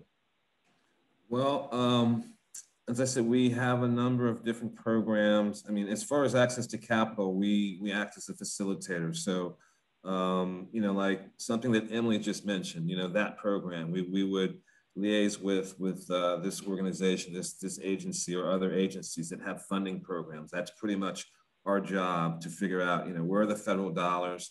And of course, during the pandemic, everyone is looking for where are the grants, where's the grant money. So the federal government is a huge source of financial capital and programs, but entrepreneurs just don't know where to look. So that's one thing. And then just as I said, finding the different types of money that's out there, whether it be angel investors or, non-bank banks or other type of programs, just getting the money where it needs to be. There's a lot of money out there sitting on the sidelines right now just because of the economic environment. Interest rates are cheap. Money is cheap right now, but money, they're looking for a place to go. So good investments. You need to have a good business plan. And, as a former banker, you just really need to show that, if I put $1 out, how's it coming back? There's a repayment, or you need to show the viability of the project, the value proposition. So with these early stage tech companies, there's a lot of opportunities out there. So it's all about connecting the right funding source and matching them.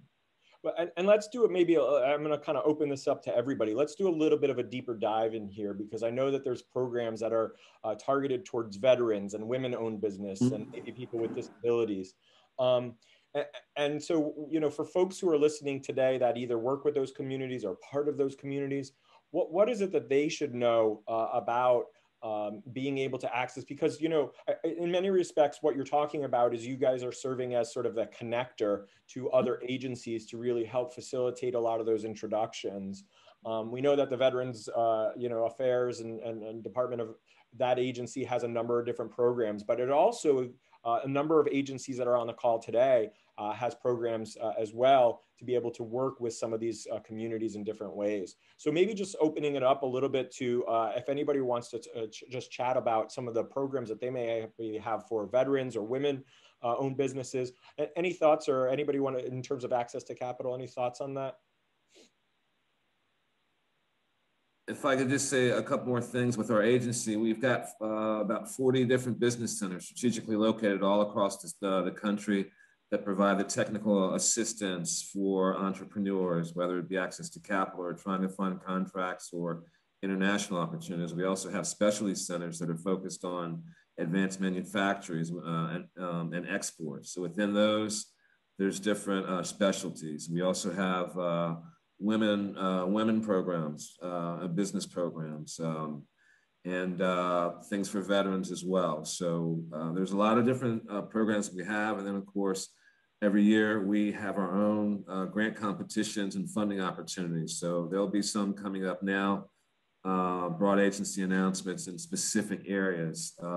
Every year we come out and we figure out, in addition to our core programs of contracts, capital, and international, we look for, we put out grant opportunities in different specialty areas or new areas, specialty and innovation. And so in terms of just an access to capital, one of the things that's really going to disrupt the industry is the emergence of the cryptocurrency and the decentralized finance lending protocols, in which it's not going to be so heavily based on your credit scores and things like that. So that industry is evolving. You're seeing all sorts of digital platforms and et cetera. So we should look to see some more on that, especially this year and coming in the near future. That's great. And I also just want to point people to the chat as well. Jennifer is adding, and there's a lot of communication going on in there, so we appreciate that. Todd, did you have something that you wanted to add to that? Yeah, sure. And I was just going to put in the chat as well. I will in a minute. You know, I talked about, you know, needing to kind of demystify the application process. And one program that we have is the Application Assistance Program at NIH that we started a few years ago. And this is a program where we really encourage and prioritize participation among women-owned and led and diverse, underrepresented owned and led businesses across the country. So if there are startups that are led by those individuals, we really encourage you to participate in the Application Assistance Program.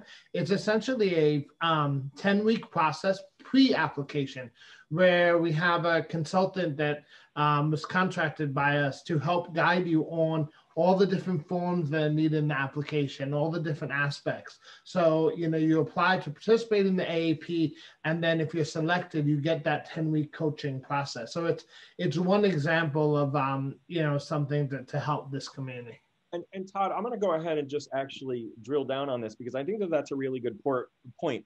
You know, for a lot of people who are listening who maybe don't understand the word technical assistance, what that really means is that in addition to potentially funding, a lot of the agencies are able to provide people who can provide assistance, whether it's filling out forms or helping them modify or really think through their business. And that's a piece that, for me, as somebody who learned a lot more about the agencies, that technical assistance piece can be a really, really big help in lieu of money. In many respects, that can be worth hundreds of thousands of dollars to be able to get that technical assistance. I know, Tracy, at USDA, there's oftentimes a lot of opportunities for technical assistance and being able to reach out to, you know, the local USDA folks.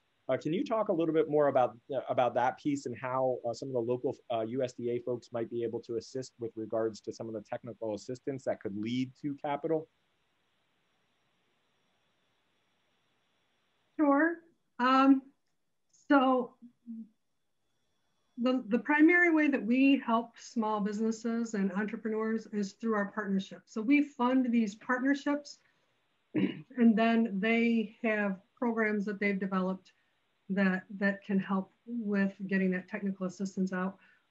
we honestly don't have the staff to actually provide all of that technical assistance. We're also big partners with the Small Business Administration, and we refer many people. I speak at many events that has the SCORE group there as well, and some of the other groups that are within the Small Business Administration. We also, go ahead. No, I was going to say, having worked with the USDA before in the past and some, it really is interesting. I think that a lot of the resources from the local folks, it really is a collaboration and a partnership, not just with the federal USDA, but also the state USDA. There's oftentimes collaboration that can take place to really support people. And those includes a variety of different programs that show people how to do various things from for example, people who want to get into agriculture, who've never been in agriculture. There's a lot of opportunities to be able to learn. And I think one of the things, what I'm really stressing on is that there are videos and presentations that take place that a lot of people can avail themselves of to really learn about these opportunities. And I know that the USDA offers a number of those to be able to help support people as they're looking to really build and start their business. That is all very true. And we do work with those partnership groups. We work with the Michigan Department of Agriculture or whatever the state group is to help make sure that they're aware of our grant programs as they're opening up, like the Value-Added Producer Grant Program, so that those folks that are getting into agriculture understand that that money is out there and available to compete for. That's great. Yeah. Megan, what about from your perspective in terms of, opening up the doors to folks who, for whether it's minority owned businesses or it's women owned businesses or veterans, any thoughts that you want to weigh in on here? Sure. I think we also partner very closely through the SBIR program with SBA. And I think our big focus is a lot on the outreach. As a funding agency, we're somewhat limited in, the type of targeted programs we can provide. So for us, it's making sure that we're not just waiting for people to come and find us. It's making sure that we're going out to the right communities to make sure people even know about DHS Science and Technology. And I'm absolutely sure that there's people on this webinar today who had no idea we existed. So, it's doing events like this. It's making sure that we're making people aware of what we're doing. A lot of our funding opportunities, our SBIR program, we also have a long-range broad agency announcement that's up for the scientific community to respond to. We'll do webinars with those. We have a Deconstructing SBIR webinar where, a couple of months ago, for example, we did one session where it was just talking about privacy and working with DHS privacy, because that can be a big drain on businesses, making sure that they're compliant with the federal government requirements for privacy, even on an R&D prototype development type contract.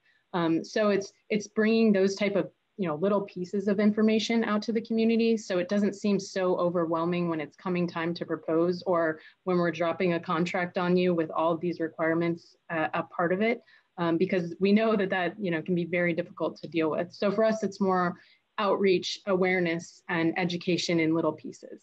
Yeah, and I think that's really one of the big components. So Janelle, I want to see if there's anything else you want to add here, and then we're going to kind of open it up to a little bit more of a free-form conversation, and we have some really good questions as well that are coming in. So I want to go ahead and see, is there anything else you want to go ahead and add with regards to NASA? Sure. Just that, as Megan was saying, I think we also benefit from having SBA as our parent to our SBIR program. So we certainly leverage a lot of their outreach activities. We have our own outreach because we look at our portfolio and we try to make sure that we're balancing women-owned businesses, underrepresented companies. We also, with the STTR portion of our portfolio, that's the partnering between the small business and the research institutes. We're trying to make sure that those research institutes that we work with are HBCUs and MSIs also. So we're just in the beginning stages of looking at cooperating with an entity who can help us, MSRDC, another acronym, I apologize for that, MSI STEM Engagement is the organization, and they have cooperatives with HBCUs and MSIs that they work with. And so we're going to work with them to try to bring some of that ability to connect them with our small businesses and increase those research institutes working with us. That's great. You know, this idea of access to capital, when I was appointed to the National Advisory Council on Innovation and Entrepreneurship, I was just blown away at the U.S. Department of Commerce.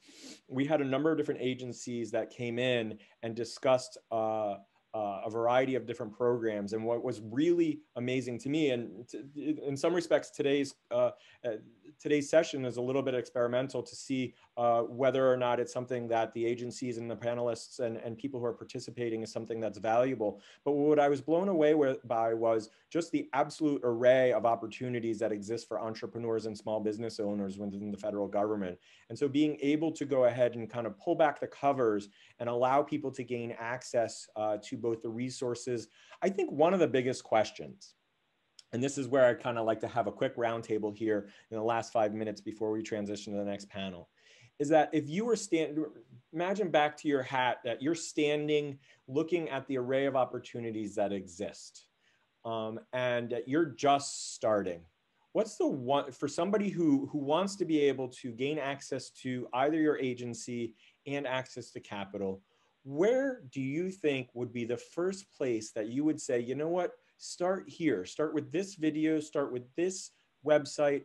Where's the one place that you think that they ought to go ahead? And this is somebody who's, let's call him a college kid Joe, okay? I'm a serial entrepreneur. I just finished my graduate degree. I want to start a business.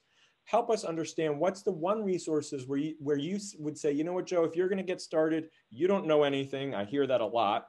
You don't know anything.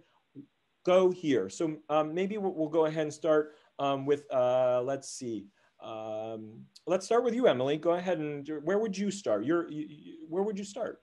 Yeah, it's tricky because we don't, I think EDA is one of the agencies where we are working with intermediaries. So we're not working directly with entrepreneurs and startups. So I'm not sure I have a great answer, at least from the wearing my federal government hat. But I think, as an entrepreneur, speaking to another entrepreneur, I always start with what are the assets in your community? Where you're at, kind of doing a place-based network search of, do you have any angel capital networks? Do you have an alumni base that you can pull on? Those tend to be really great early stage capital resources, or the non-dilutive funding options. I mean, I think the SBIR program is fantastic. Any kind of grant funding or non-dilutive funding you can get, whether it's from the federal government or even, state, local, or a university, those are fantastic resources before you start turning to, a bank or, trying to fundraise a convertible note or something like that. So just wearing my entrepreneur hat, that's probably what I would say. But I know some of our other panelists work directly with entrepreneurs and companies and probably have other great resources to share too. Well, and the SBA also serves as a great resource. If you look at what happened recently with regards to the pandemic, certainly, the availability of those funds. So that's certainly a great place to start. John Robert, what do you think about, if somebody comes to you and says, where would you start? I'm starting from scratch. You're on mute. There we go.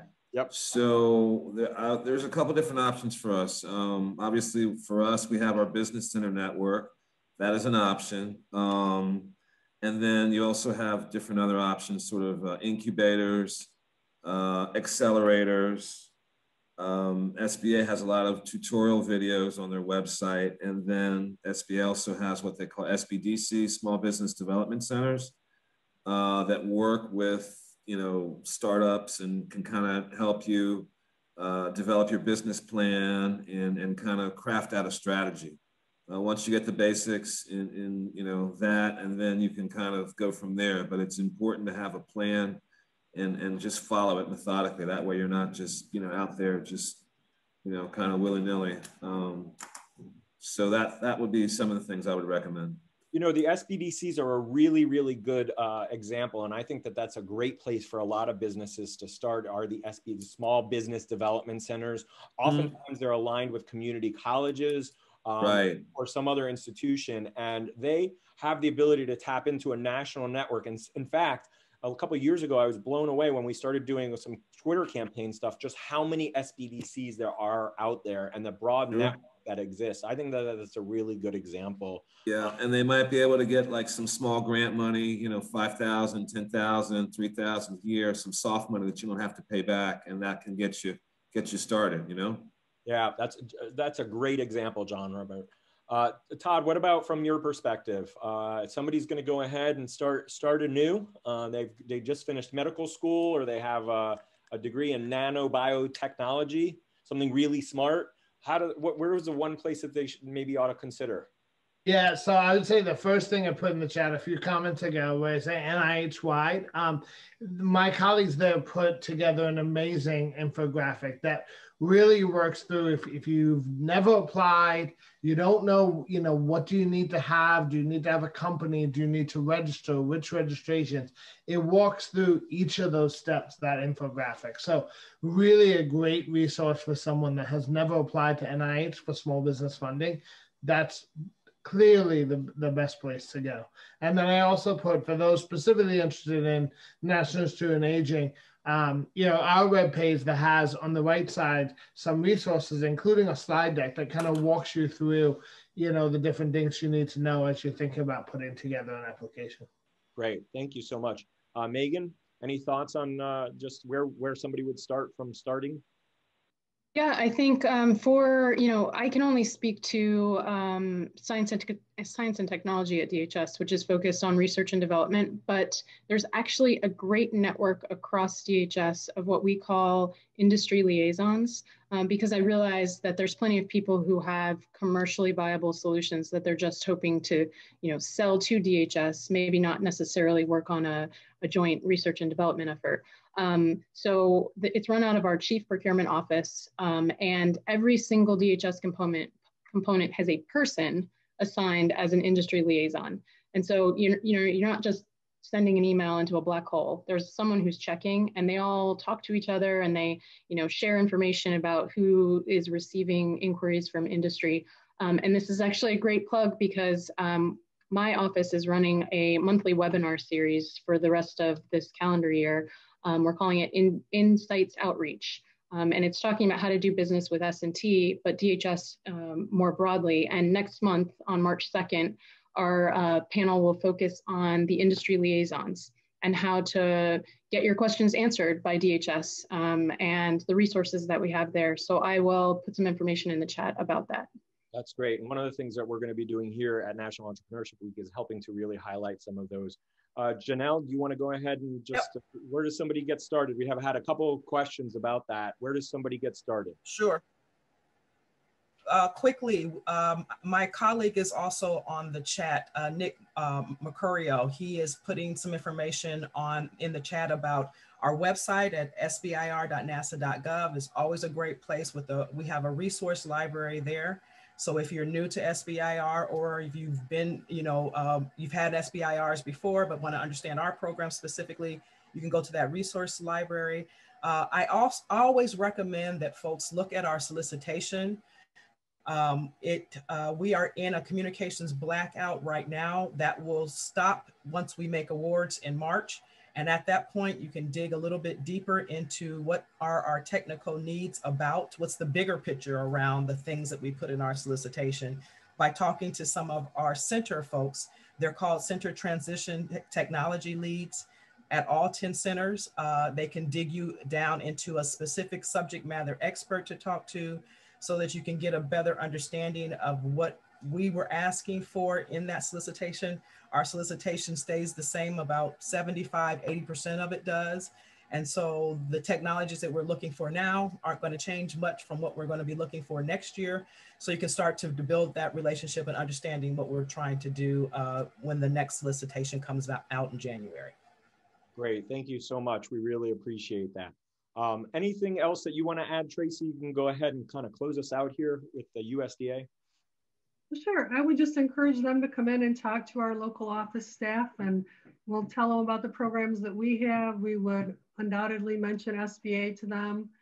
We would be able to point them to the different partners that we've made through all of our different programs. It's amazing the different agencies that we work with. And we're really excited that you provided us this opportunity today to speak with some of these great speakers and to learn ourselves. I didn't know about all those programs, and that's very important as I continue my outreach. So I think that's wonderful. So we want to thank you for that and look forward to working with everybody. Yeah, well, thank you so much. And thank you to all of our panelists. What a great, great panel. We're super, super appreciative of your joining us today. And also Jennifer Shea joining us via the chat room. We do have our next panel coming up, which is going to be discussing COVID recovery and some of the things that people can avail themselves. But thank you so much to each of our panelists. We appreciate your time and your energy and helping us to celebrate National Entrepreneurship Week. And with that, Amber, I want to go ahead and turn it over to you. We're going to take a couple-minute break here and allow us to switch panelists, and want to also go ahead and thank all of the people who are participating as participants in the great chat session that we had. Thank you, everybody, for your participation today. Janelle and Megan and Emily, Jean-Robert, thank you. And Tracy and Todd, thank you so much for joining us today. Thank you so much, Joe and Amber, and everyone behind us. Yep, thanks for having me. Yep. Thank you from Minority Business Development Agency.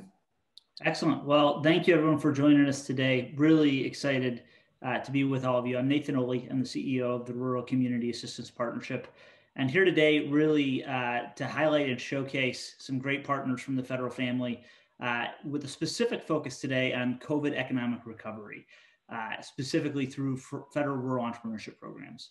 I'm delighted and excited to be joined today by 4 great members of our federal family. I'm going to give them a quick opportunity to introduce themselves and their agency, and then we're going to walk into a great conversation. And so, Allison, I will let you go first with a quick intro. Thank you, Nathan. Thank you for having me. And I am proud to represent the Department of Veterans Affairs and all of the incredible Veterans Health Administration employees. I have been with the VA for nearly 10 years. I've moved throughout the agency between policy, operations, and I've settled in innovation for the past 6 years as the co-director for the VHA Innovators Network.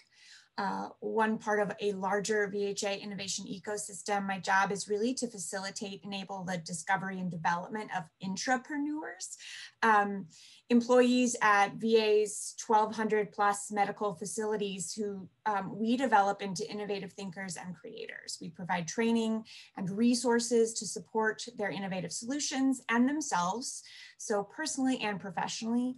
And we collaborate with the external healthcare entrepreneur community through an initiative we call the Greenhouse, which provides innovators a chance to ideate, co-design, and test prototypes with VA employees within our network. The Greenhouse really enables us to fulfill our mission of learning by doing, and VA's 4th mission, which is to support the country at large, particularly in times of emergency, which of course has been important this past year. Both of our internal and external efforts were heavily impacted by COVID, a true time of emergency in the world's healthcare community, which VA is the largest healthcare system in the US. What we witnessed, however, wasn't a dismissal of innovation as a priority, but an influx of passion and creative thinkers who were able to persevere and pivot. So I look forward to today's discussion about that experience and journey, and thank you again for having me. Thanks so much, Allison. Very much appreciate that. Alex, do you want to go next? Yes, good afternoon, everyone. My name is Alex Contreras, and I work for the U.S. Small Business Administration. I work in the Office of Disaster Assistance, which is the office which has the primary mission of responding to disasters, declared disaster events around the country. But right now, all of SBA is really responding to the COVID-19 pandemic. Normally, the SBA's mission is to help small businesses and entrepreneurs start, grow, expand, and even recover from disasters. But right now, we've got a number of really big programs, which I'll go through in our discussion. But I'm really happy to join everyone here today. Thanks so much for being with us today, Alex. Appreciate it. Dean, I'll hand it to you next.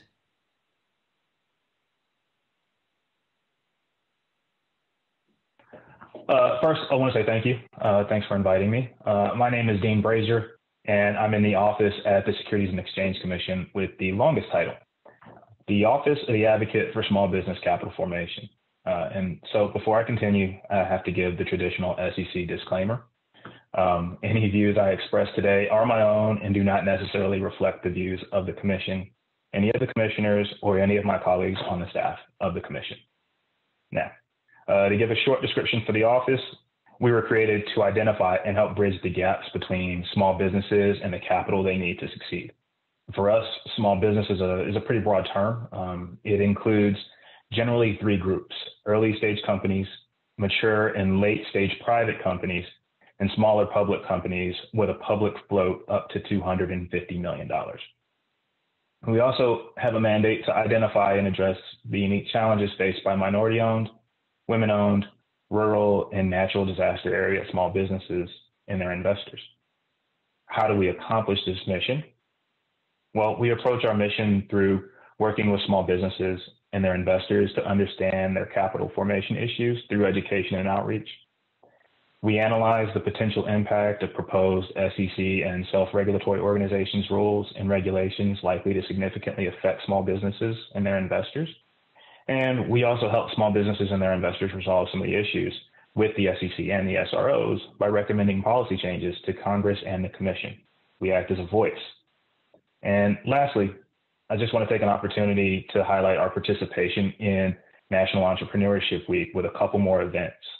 First, we have a series of fireside chats with Acting Chair Allison Heron Lee and our office's director, which we are posting daily, and you can find that on the SEC's website and YouTube.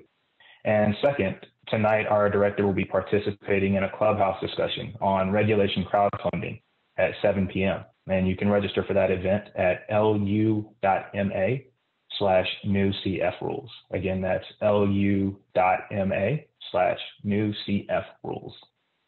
Thank you all. Thanks so much, Dean. And last but certainly not least, Jennifer. Thank you, Nathan. Thanks, Dean. It's great to follow you. I don't have any disclosures that I have to make, so that's helpful. Thank you.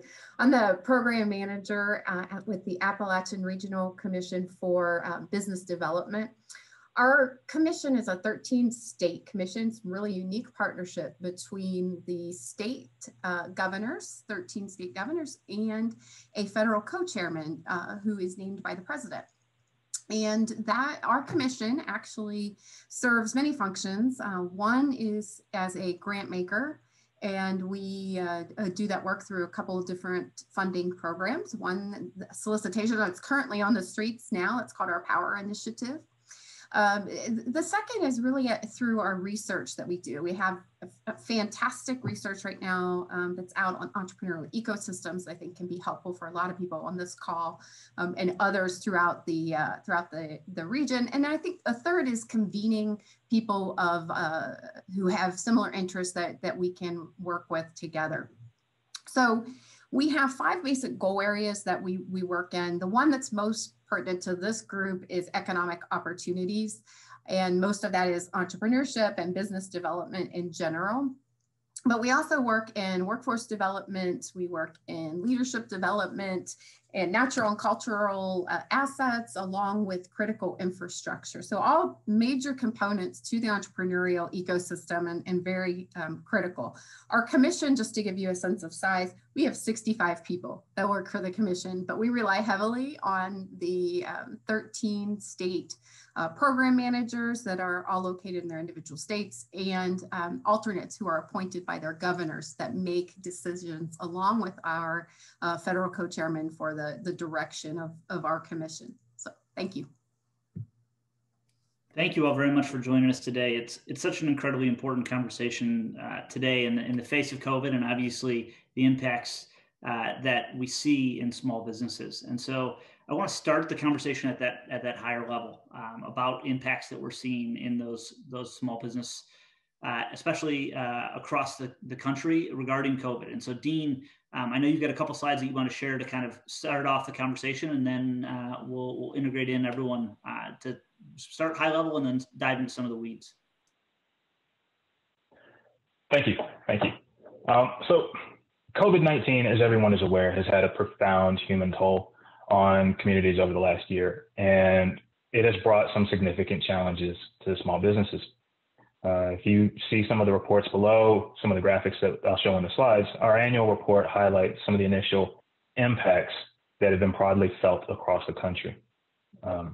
So as you can see here with slide 1, the darkest shading represents closures of 30 to 40% of all small businesses in the state. And the next lighter shade represents closures of 25 to 30%. As you can see, those are not isolated instances. And unfortunately, for every state where we have data, the number of small businesses declined. On our next slide, you can see that revenues for those businesses that remained open took a significant hit from COVID-19. Decreases can be attributed to a variety of reasons, from changes to customer spending to social distancing measures. This won't come as a surprise to you, but businesses that require in-person interaction, such as hospitality, retail, entertainment, transportation, personal services, and food services, were impacted the most. We can take this further on the next slide. On this slide, you see that in the first few months of the pandemic, we saw small business closures disproportionately impacting women and minority-owned businesses. Since February is Black History Month, I want to conclude with some data highlights about the impact of COVID by highlighting that Black-owned businesses experienced the highest losses of any other group. And we're focused on supporting solutions that can support Black-owned businesses rebuilding and accessing the capital needed to do so. If you examine the COVID-19 impact on underrepresented groups, you'll see that it's critical to remediate long-term gender and racial inequities in capital formation. And again, I encourage everyone to check out our annual report at sec.gov/OASB, where you can learn more about our policy priorities and the proposed solutions.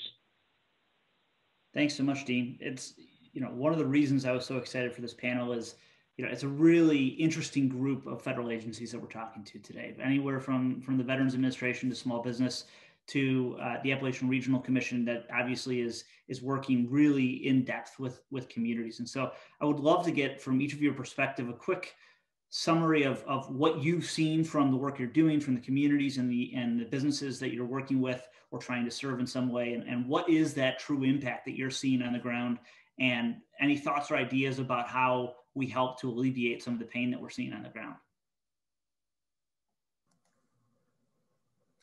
I'm happy to talk a little bit first. What I have witnessed is really, and I mentioned it earlier, is a tremendous ability to pivot, adapt, and create. It's been apparent in both, casual and personal observations, your local brewery shifting to sanitizer production rather than beer, or a local boutique sewing masks instead of their typical accessories. And professionally, we have seen a resilience of innovation spurred by COVID. This summer, the VHA, Veterans Health Administration Innovation Ecosystem, co-sponsored a series of make-a-thon events with a veteran nonprofit called Challenge America. And this was a virtual series that focused on a challenge essential workers in different fields, think emergency services, long-term care, environmental services, et cetera, what they were facing due to the pandemic. And it brought together teams of subject matter experts, makers, engineers, end users, anyone who wanted to participate really, to design a solution and prototype to challenges identified by these essential workers within 1 week. And for some of these teams, however, the series wasn't just an event or a fun weekend. It really spawned new startups and new companies who continue that work that they started over a week in the summer. And we're collaborating with a number of these entrepreneurs to continue to flesh out their solution design, test their prototype, and they are passionate. They are determined to do good. And to me, that means that entrepreneurship is alive and well, even during this really difficult time. And it gives me a lot of hope, and it's really exciting. Thank you, Allison. Jen, were you gonna comment there as well? Yeah, I think Alice and I might share the same optimism and enthusiasm with the dose of reality I think that Dean provided, which is critical for us all to remember where we are right now. And while everybody is faced with these challenges, our small businesses are faced with them. I think in Appalachia, I see a resilience. And Alice, I know I'm stealing your word, but it just is so, I think, in the nature of Americans, but I think in Appalachians, you know, we've had to be scrappy, and we are scrappy, relatively scrappy. And so we've witnessed a lot of that. And I wanted to just provide maybe a couple of different examples. I mean, one, we have what's called the Innovation Center at Ohio University, and they provide, it is a business incubator, or business service organization, provides all sorts of space, but most importantly, business incubation services. So coaches, technical assistants, et cetera. What they have found over the last 9 months to a year is a major demand and spike for biotech, life sciences, lab space, and the need to do that. And one of the organizations that they've worked with throughout the years on entrepreneurship was responsible for a company that produces the ultra low temperature freezers that are now taking and making sure that the vaccines are across the country. And so, you know, we're seeing that these little glimmers of what had already been planted and started really starting to ignite when it comes to that. And then two quick examples on tourism related businesses, because what we're seeing in some of our states, and these two states I'm going to mention, West Virginia and Virginia, is actually a growth in outdoor tourism and a growth in people wanting to have a different experience outside of an urban area. One of our grantees that we've worked with in the past through ARC is called Barter Theater, and they're located in Abington, Virginia. And Barter Theater have received some funds to be able to build some housing for the actors who would come in on a rotating basis in their theater. And what they did, as this all happened, was to take those funds and actually buy a drive-in theater that was dying, and revamp that and turn it into a place where they could have live shows, so live theater productions. And they were able to bring in the first month, 4,000 people. So people who had never participated in anything that they had done. So they were, in my opinion, it's very entrepreneurial. So it's not just about the theater, it's about everything that's around that. And the final example is the Hatfield McCoy Trail, which is in southwestern, West Virginia.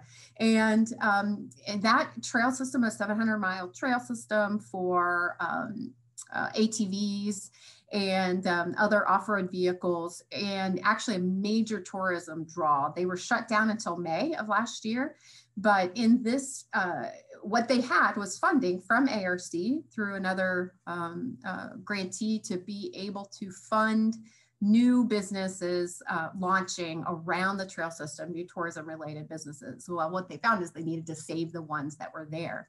But the spike in tourism has now made it possible for them to provide funding for PPE and other things for the businesses around the trails, but also to be able to now help new businesses that are getting started, that are launching, that are lodging related or restaurant, any of those things that can support the work. And they've had their largest year ever in history in terms of the trail usage. So lots of scary things, but also some pretty big opportunities that are out there in front of us right now.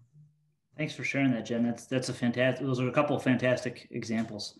Alex, anything you wanted to add on this point from SBA? Yeah, so I would echo the sentiments about the resiliency of small businesses and entrepreneurs through this period. We've seen, a lot of success stories of them being, able to adapt, to this new environment, getting more involved, switching business activities to e-commerce, which has been a great way for some of those businesses to at least maintain some of their income. As far as entrepreneurs go, though, so looking at, businesses that didn't start really at the beginning of this, they're looking to start, through this period. there's definitely far fewer programs for them, just to be frank. Just looking at the programs that SBA is providing for COVID relief, there's the Paycheck Protection Program.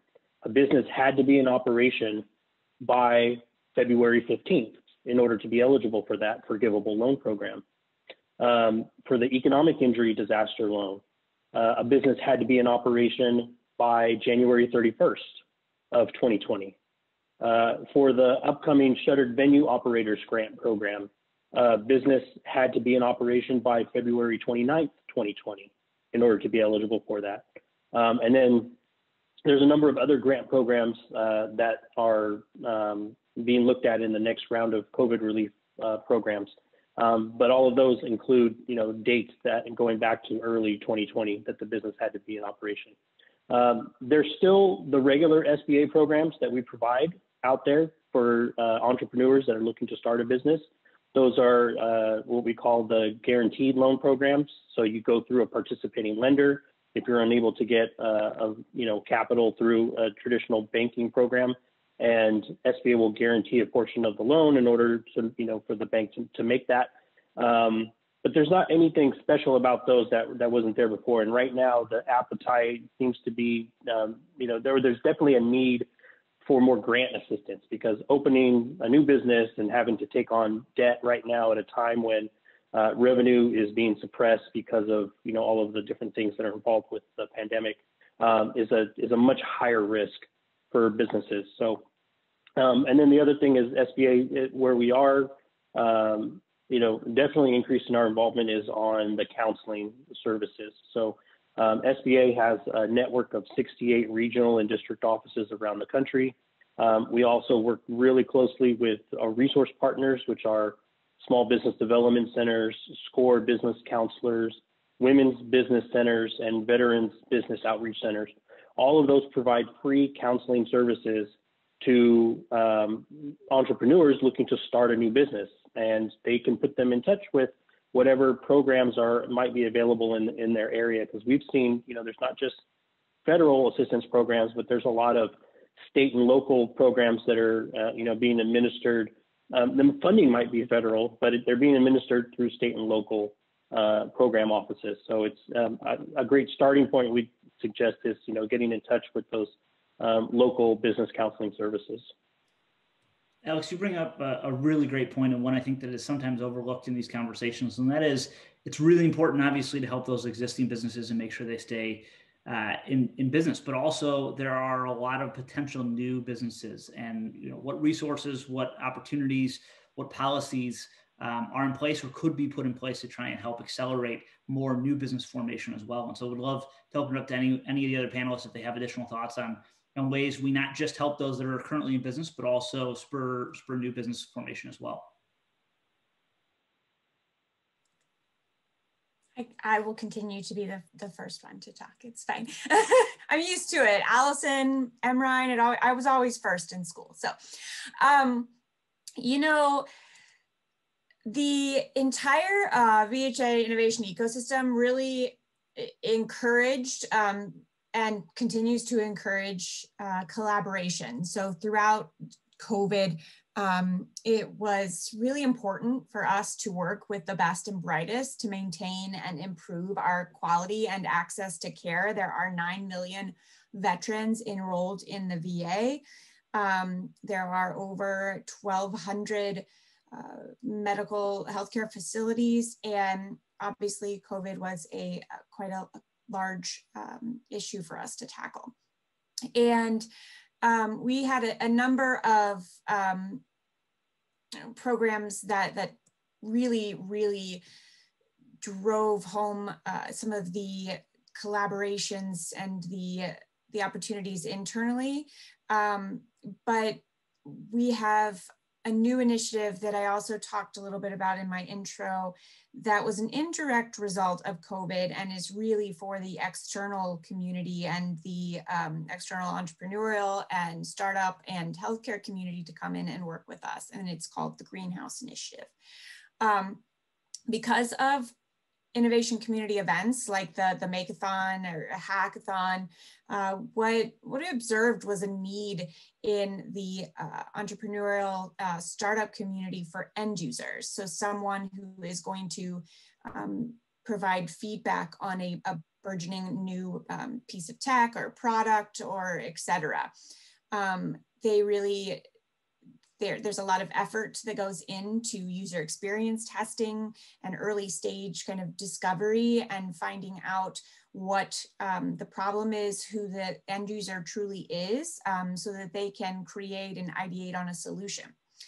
And so through the greenhouse, the VHA Innovators Network, INET, we call it, and it provides access to a pool of engaged and equipped frontline healthcare professionals and 9 million end users. There are 320,000 plus healthcare professionals that work for VHA as well. So it's a huge opportunity for the external community to grow from the very get-go with us, to really hone in on who they are creating their new solutions and innovations for, and empathetically design these products. And we have a team of innovation specialists at our network's 39 sites throughout the country. They're local innovation program and project leaders who work as design project leads for the Greenhouse collaborations. And we literally launched this in late December. So it's all very new, but we've gotten great feedback and a lot of interest, and we're really excited about the potential to deliver more for veterans and for the healthcare community at large with our external partners. Thanks so much, Allison. Jen or Dean, anything you want to share before I ask another question? Yeah. In terms of new tools and resources, our office is a little unique. Unlike some of the other agencies here today, the SEC doesn't have funds to give out. But as I noted earlier, the Commission has provided several different types of COVID relief. And in the spirit of intergovernmental collaboration, we've also tried to direct small businesses to other resources we're aware of, including a list of COVID resources on our website, where we've got also educational materials. And as I mentioned earlier, we've pivoted from doing outreach at in-person events to a series of virtual coffee breaks, roundtables. It's important that we reach small businesses and their investors where they're located. And so we've got recordings of these events on our website, and we've had great feedback as to ways that they've been helpful to entrepreneurs and their investors during COVID. Nathan, I'll just throw in real quick. Some of the new tools that we have seen that have emerged, I mean, we are, just as your previous panel, a lot of the folks on there had described themselves as intermediaries. I mean, we really serve in that fashion, right? We fund organizations that provide direct either capital to businesses or direct technical assistance to businesses, or both, usually, sometimes both, right? So we were excited. We are excited. The state of West Virginia put $6 million just this past fall into 6 revolving loan funds to serve that state. And it's a pretty exciting story. It's not something that they would, that they had previously done with a lot of their Appalachian Regional Commission money, because there's so many different needs, but they see the benefit of building new businesses and saving those that are here.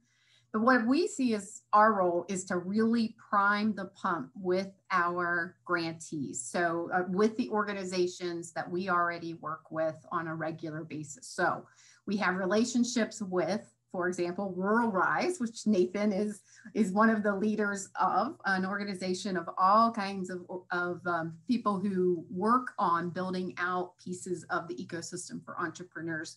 So maintaining the relationships in that fashion, while also bringing people together to solve specific issues. Allison is so specific on the issues that she is solving. It's amazing.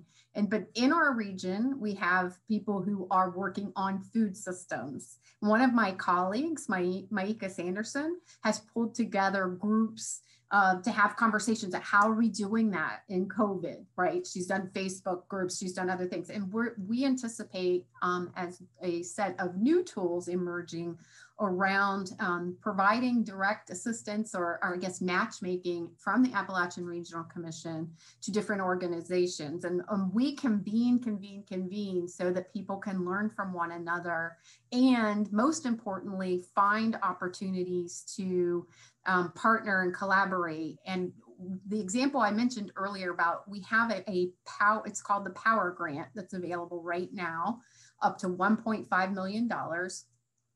For organizations that are in the Appalachian region. These are fairly large collaborations that have to emerge, and I'll put the link in the chat here in a minute. But what we expect is that the partnerships bring a whole lot of people together and are all based on the exact demand within the region, that there is something to back up what they're saying that they need. Allison, you're not going to have one of your makers or innovators working on something where there isn't a need. You've already said, here's the need, help us figure this out. That's what we want to see from grantees. So as a new tool, that is one we've had for a little while, but it's on the street right now. So people can come together to help provide additional new, this new COVID world that we're in, ways in order to solve some of the things that face us. And so that's just a couple of examples.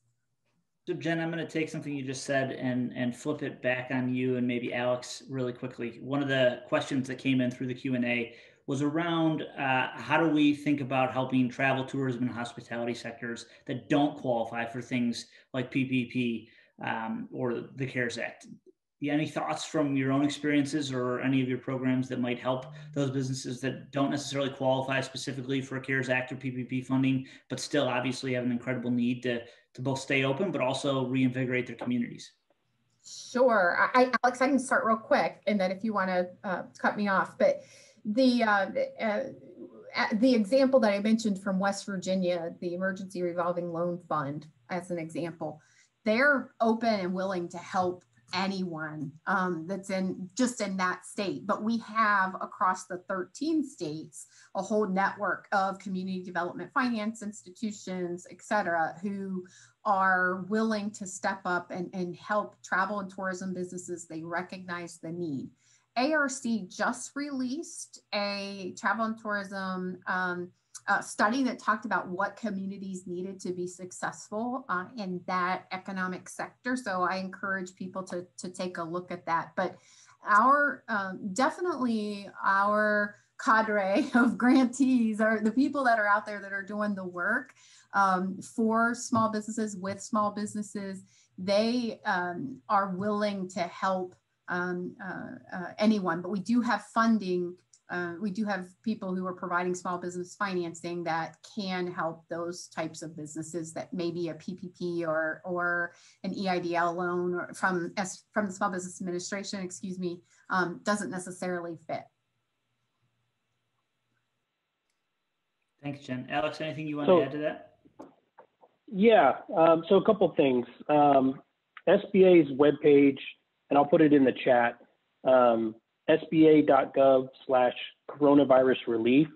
We have there a list of all the different assistance programs that we're currently offering.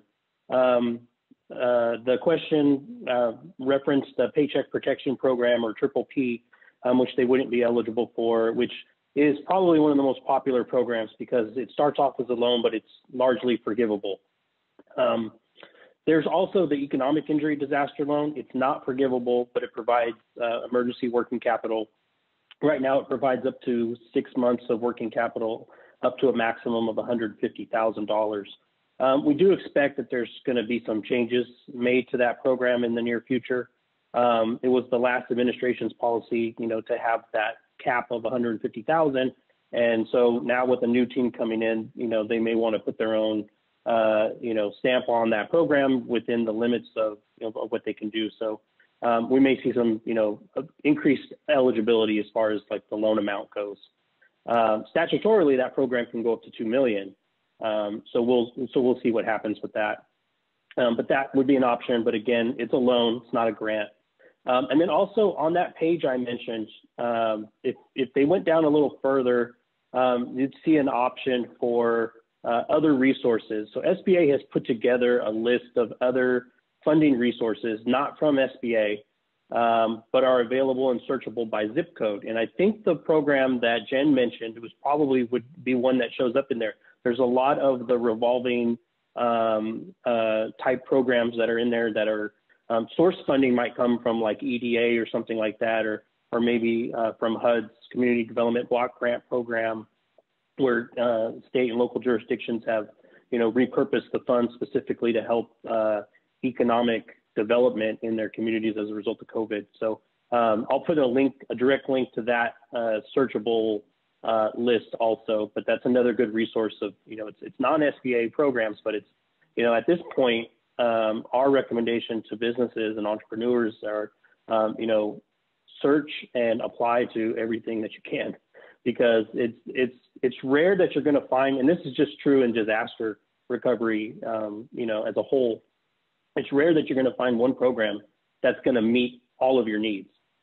Most likely, it's going to be multiple things. It's going to be, tax assistance that you're going to need help with. It's going to be some type of emergency capital that you're going to need help with.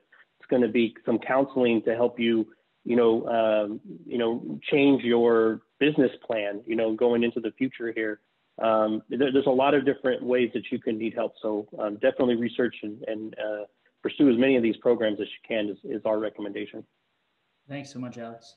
So I want to take a step back a little bit.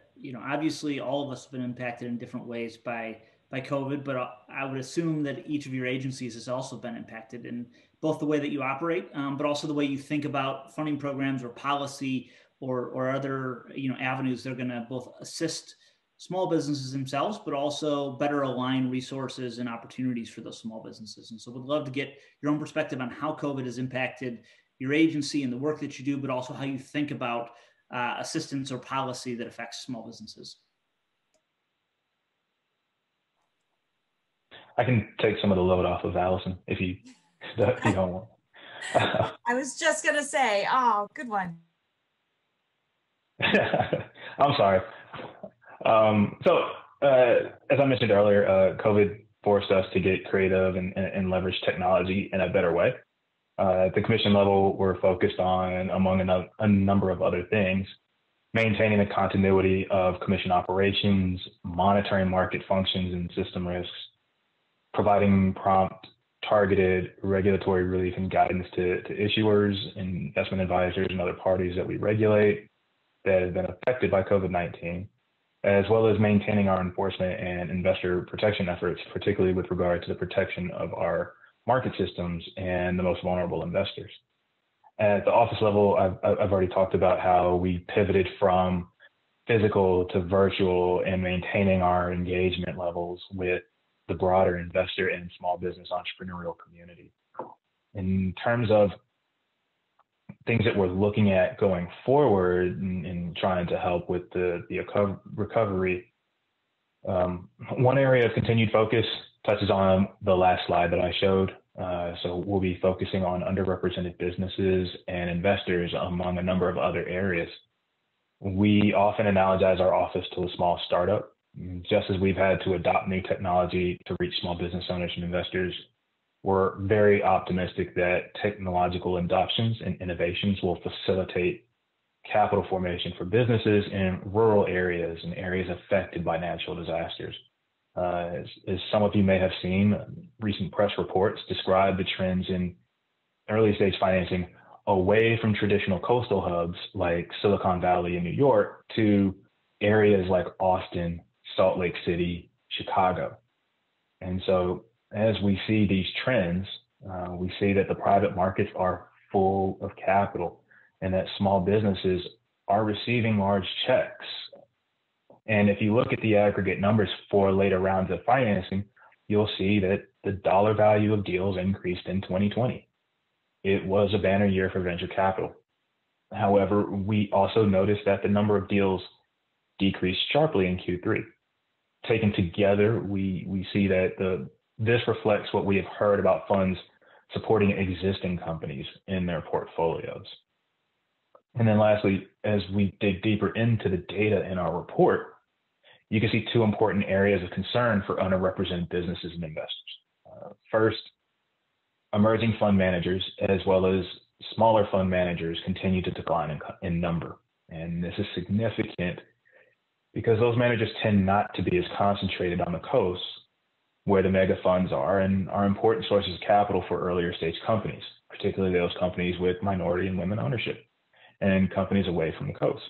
And second, the percentage of raises by small funds with less than 50 million in assets under management was on track to dip below 40% for the first time since 2008, which would be a 12-year low. And so we think that focusing on this area will help address some of the trends that we're seeing, as well as encourage small business capital formation in those areas.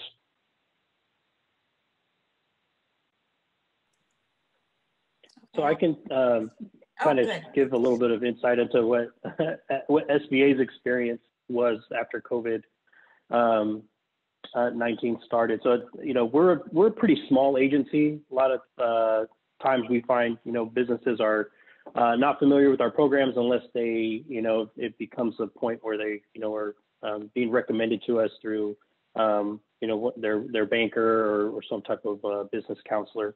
But after COVID-19, the mission really has just, has shot up in order for us to respond.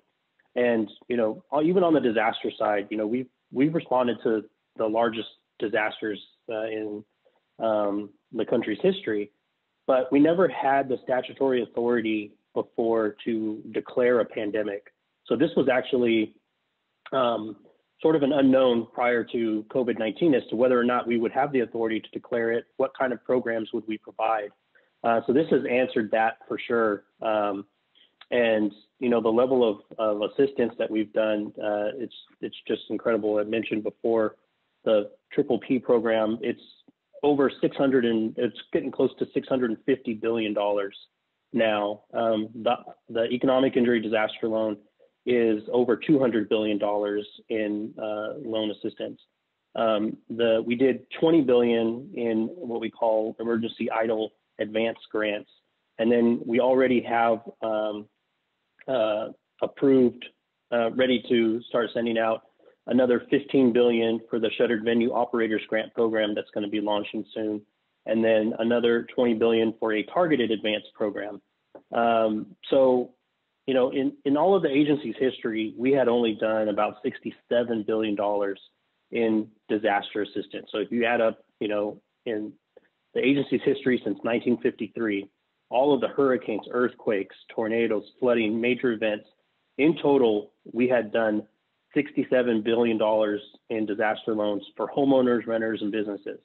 Now, we're creeping up towards the $1 trillion mark here for the pandemic. And so, and this has just been really interesting experience because in all of the disaster exercises and things we've, game played, pandemic is one of those scenarios where it comes up occasionally every so few years, but it wasn't high on people's list of likely events. And that's really changed. I think it's, it's going to change everybody's mindset. It's going to be a cultural shift here in the disaster recovery world. And it's going to force us to really focus on, how do we respond to a natural disaster or a national disaster of this magnitude? Because before we could respond to something that has like a real clear footprint, it might include several states across multiple regions, and that's a major event for the country to respond to, something that affects, all of the coastal states, for example, a Gulf Coast hurricane.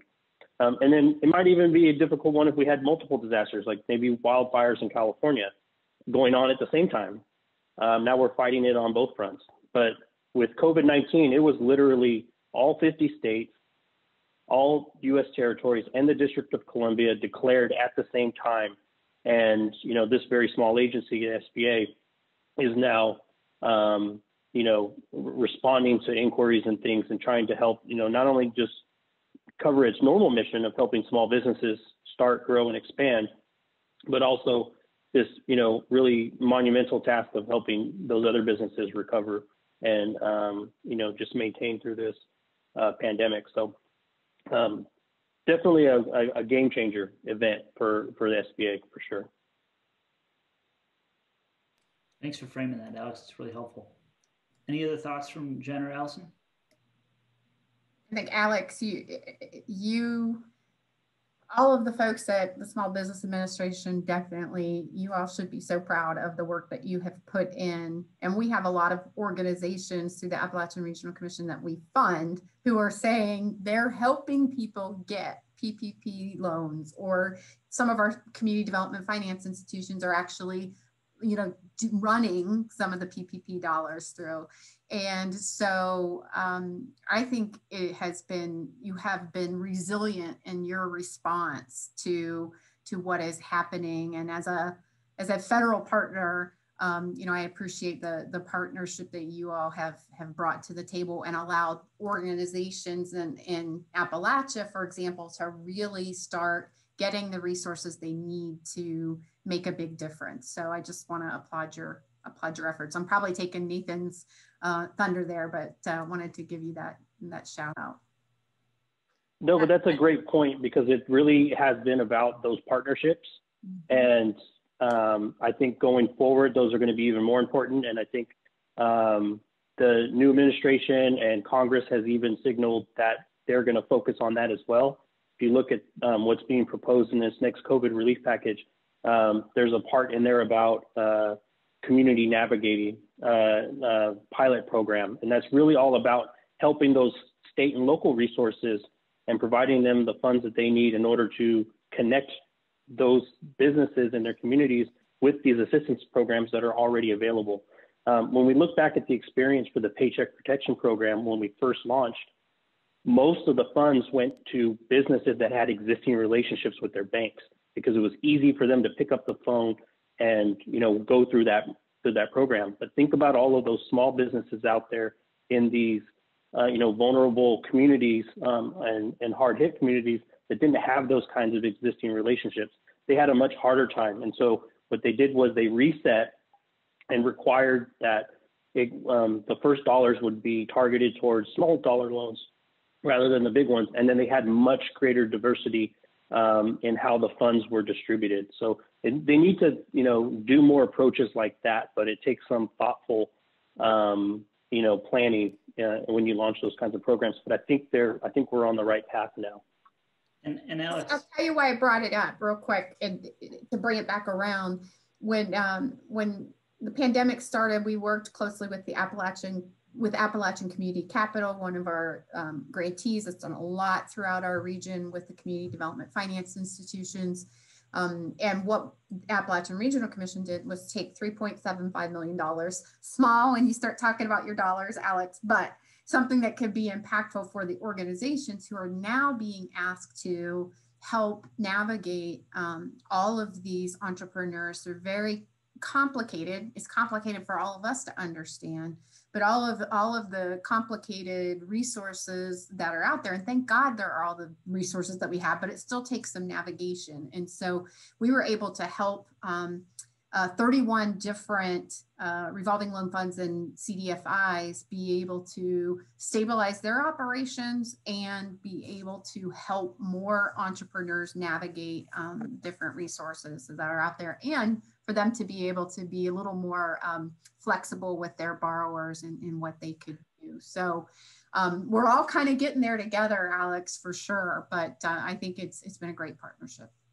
And Alex, you talked about the second round of the PPP program and getting access to it for small businesses, small minority-owned businesses, for those that don't have existing banks in their communities. Really hard to reach communities. And one of the questions in the chat earlier was, how can we help in bringing viable solutions to assist struggling Black businesses and other businesses with owners of color? And so would love any thoughts or input that any of you have on how do we help businesses that are minority owned or even hard to reach businesses in the programs and offerings that you guys have. So just, I'll be really quick on this point for SBA. On the disaster loan side, that's not information that we traditionally would capture in our applications. So, and when we rolled out the COVID relief programs for the economic injury disaster loan program, we didn't include that. So we don't have good visibility right now on, the race and ethnicity of the business owners who are receiving that form of assistance. The Paycheck Protection Program added it later. And so now they're capturing it, but it's voluntary. They don't always get a response on that, which we understand, because that's, traditional for any kind of application you file. But with the new administration coming in, that was one of the very first executive orders we saw, which was this push to make sure that there's equity in these programs. And so we immediately started receiving the directives of start identifying in your programs where this is missing and where we can start adding in. So we're working on that now. And I think you'll see some changes to the next round of programs that we come out with, because the pressures has been serious from the administration that this is going to change and we're going to do this, and we're fully on board with that. So so that's my 2 cents on that subject. I'd like to build on a couple of the points that Alex and Jen made in response to your last question, which I think would carry forward to your current question. We can have the greatest programs, policies, and resources in place and implement them perfectly, but it doesn't help those small businesses and those investors if they can't reach out and access those resources. And as you mentioned, it's important that we notice that with the first round of distributions, it was the people who had access and could pick up their phone and call their bankers. As I mentioned earlier, we're seeing a trend where it's the existing companies in the portfolios. And so we think it's important that you consider the networks that are making this information, these resources available, and how you transition across that network, which in turn brings me into the second point, the question that you currently asked, and how we think that builds in there. We think it's important to address the unmet need among those entrepreneurs that are seeking capital from funds, especially underrepresented founders. And if you go back to our annual report, we recommend more support for pooled investment vehicles. Also in our report, we make some recommendations specific to them.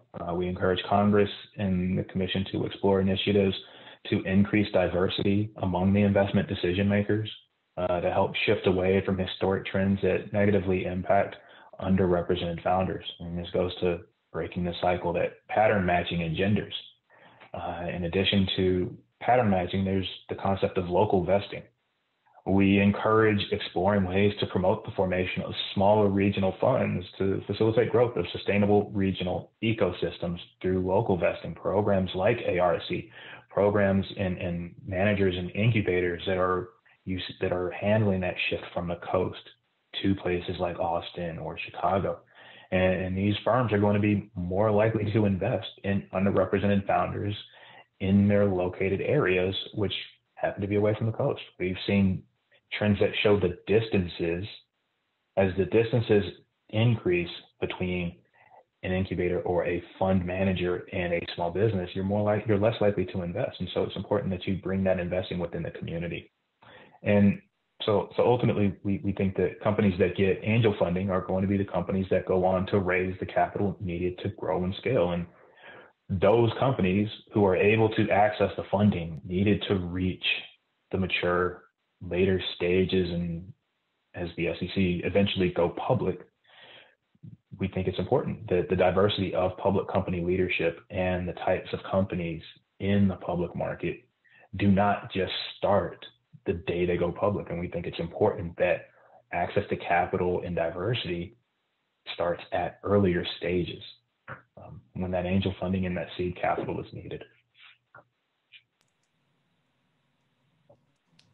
I know from a lot of what I do with my program is internal and entrepreneurial, but what's important to remember is that everything that we do internally and the entrepreneurs that we are supporting, the project work and the innovations, they almost always partner with external collaborators to make the programs happen. If it's through a contract or a creative research agreement, you know, I think that the first line of offense for the external community, if you want to work with the government on our end, is to become, get on the GSA schedule, become a registered vendor to work with the government. We have a lot of the solutions and these startups that are coming out of the community events, or companies that are working with us on a massive 3D printing campaign for PPE,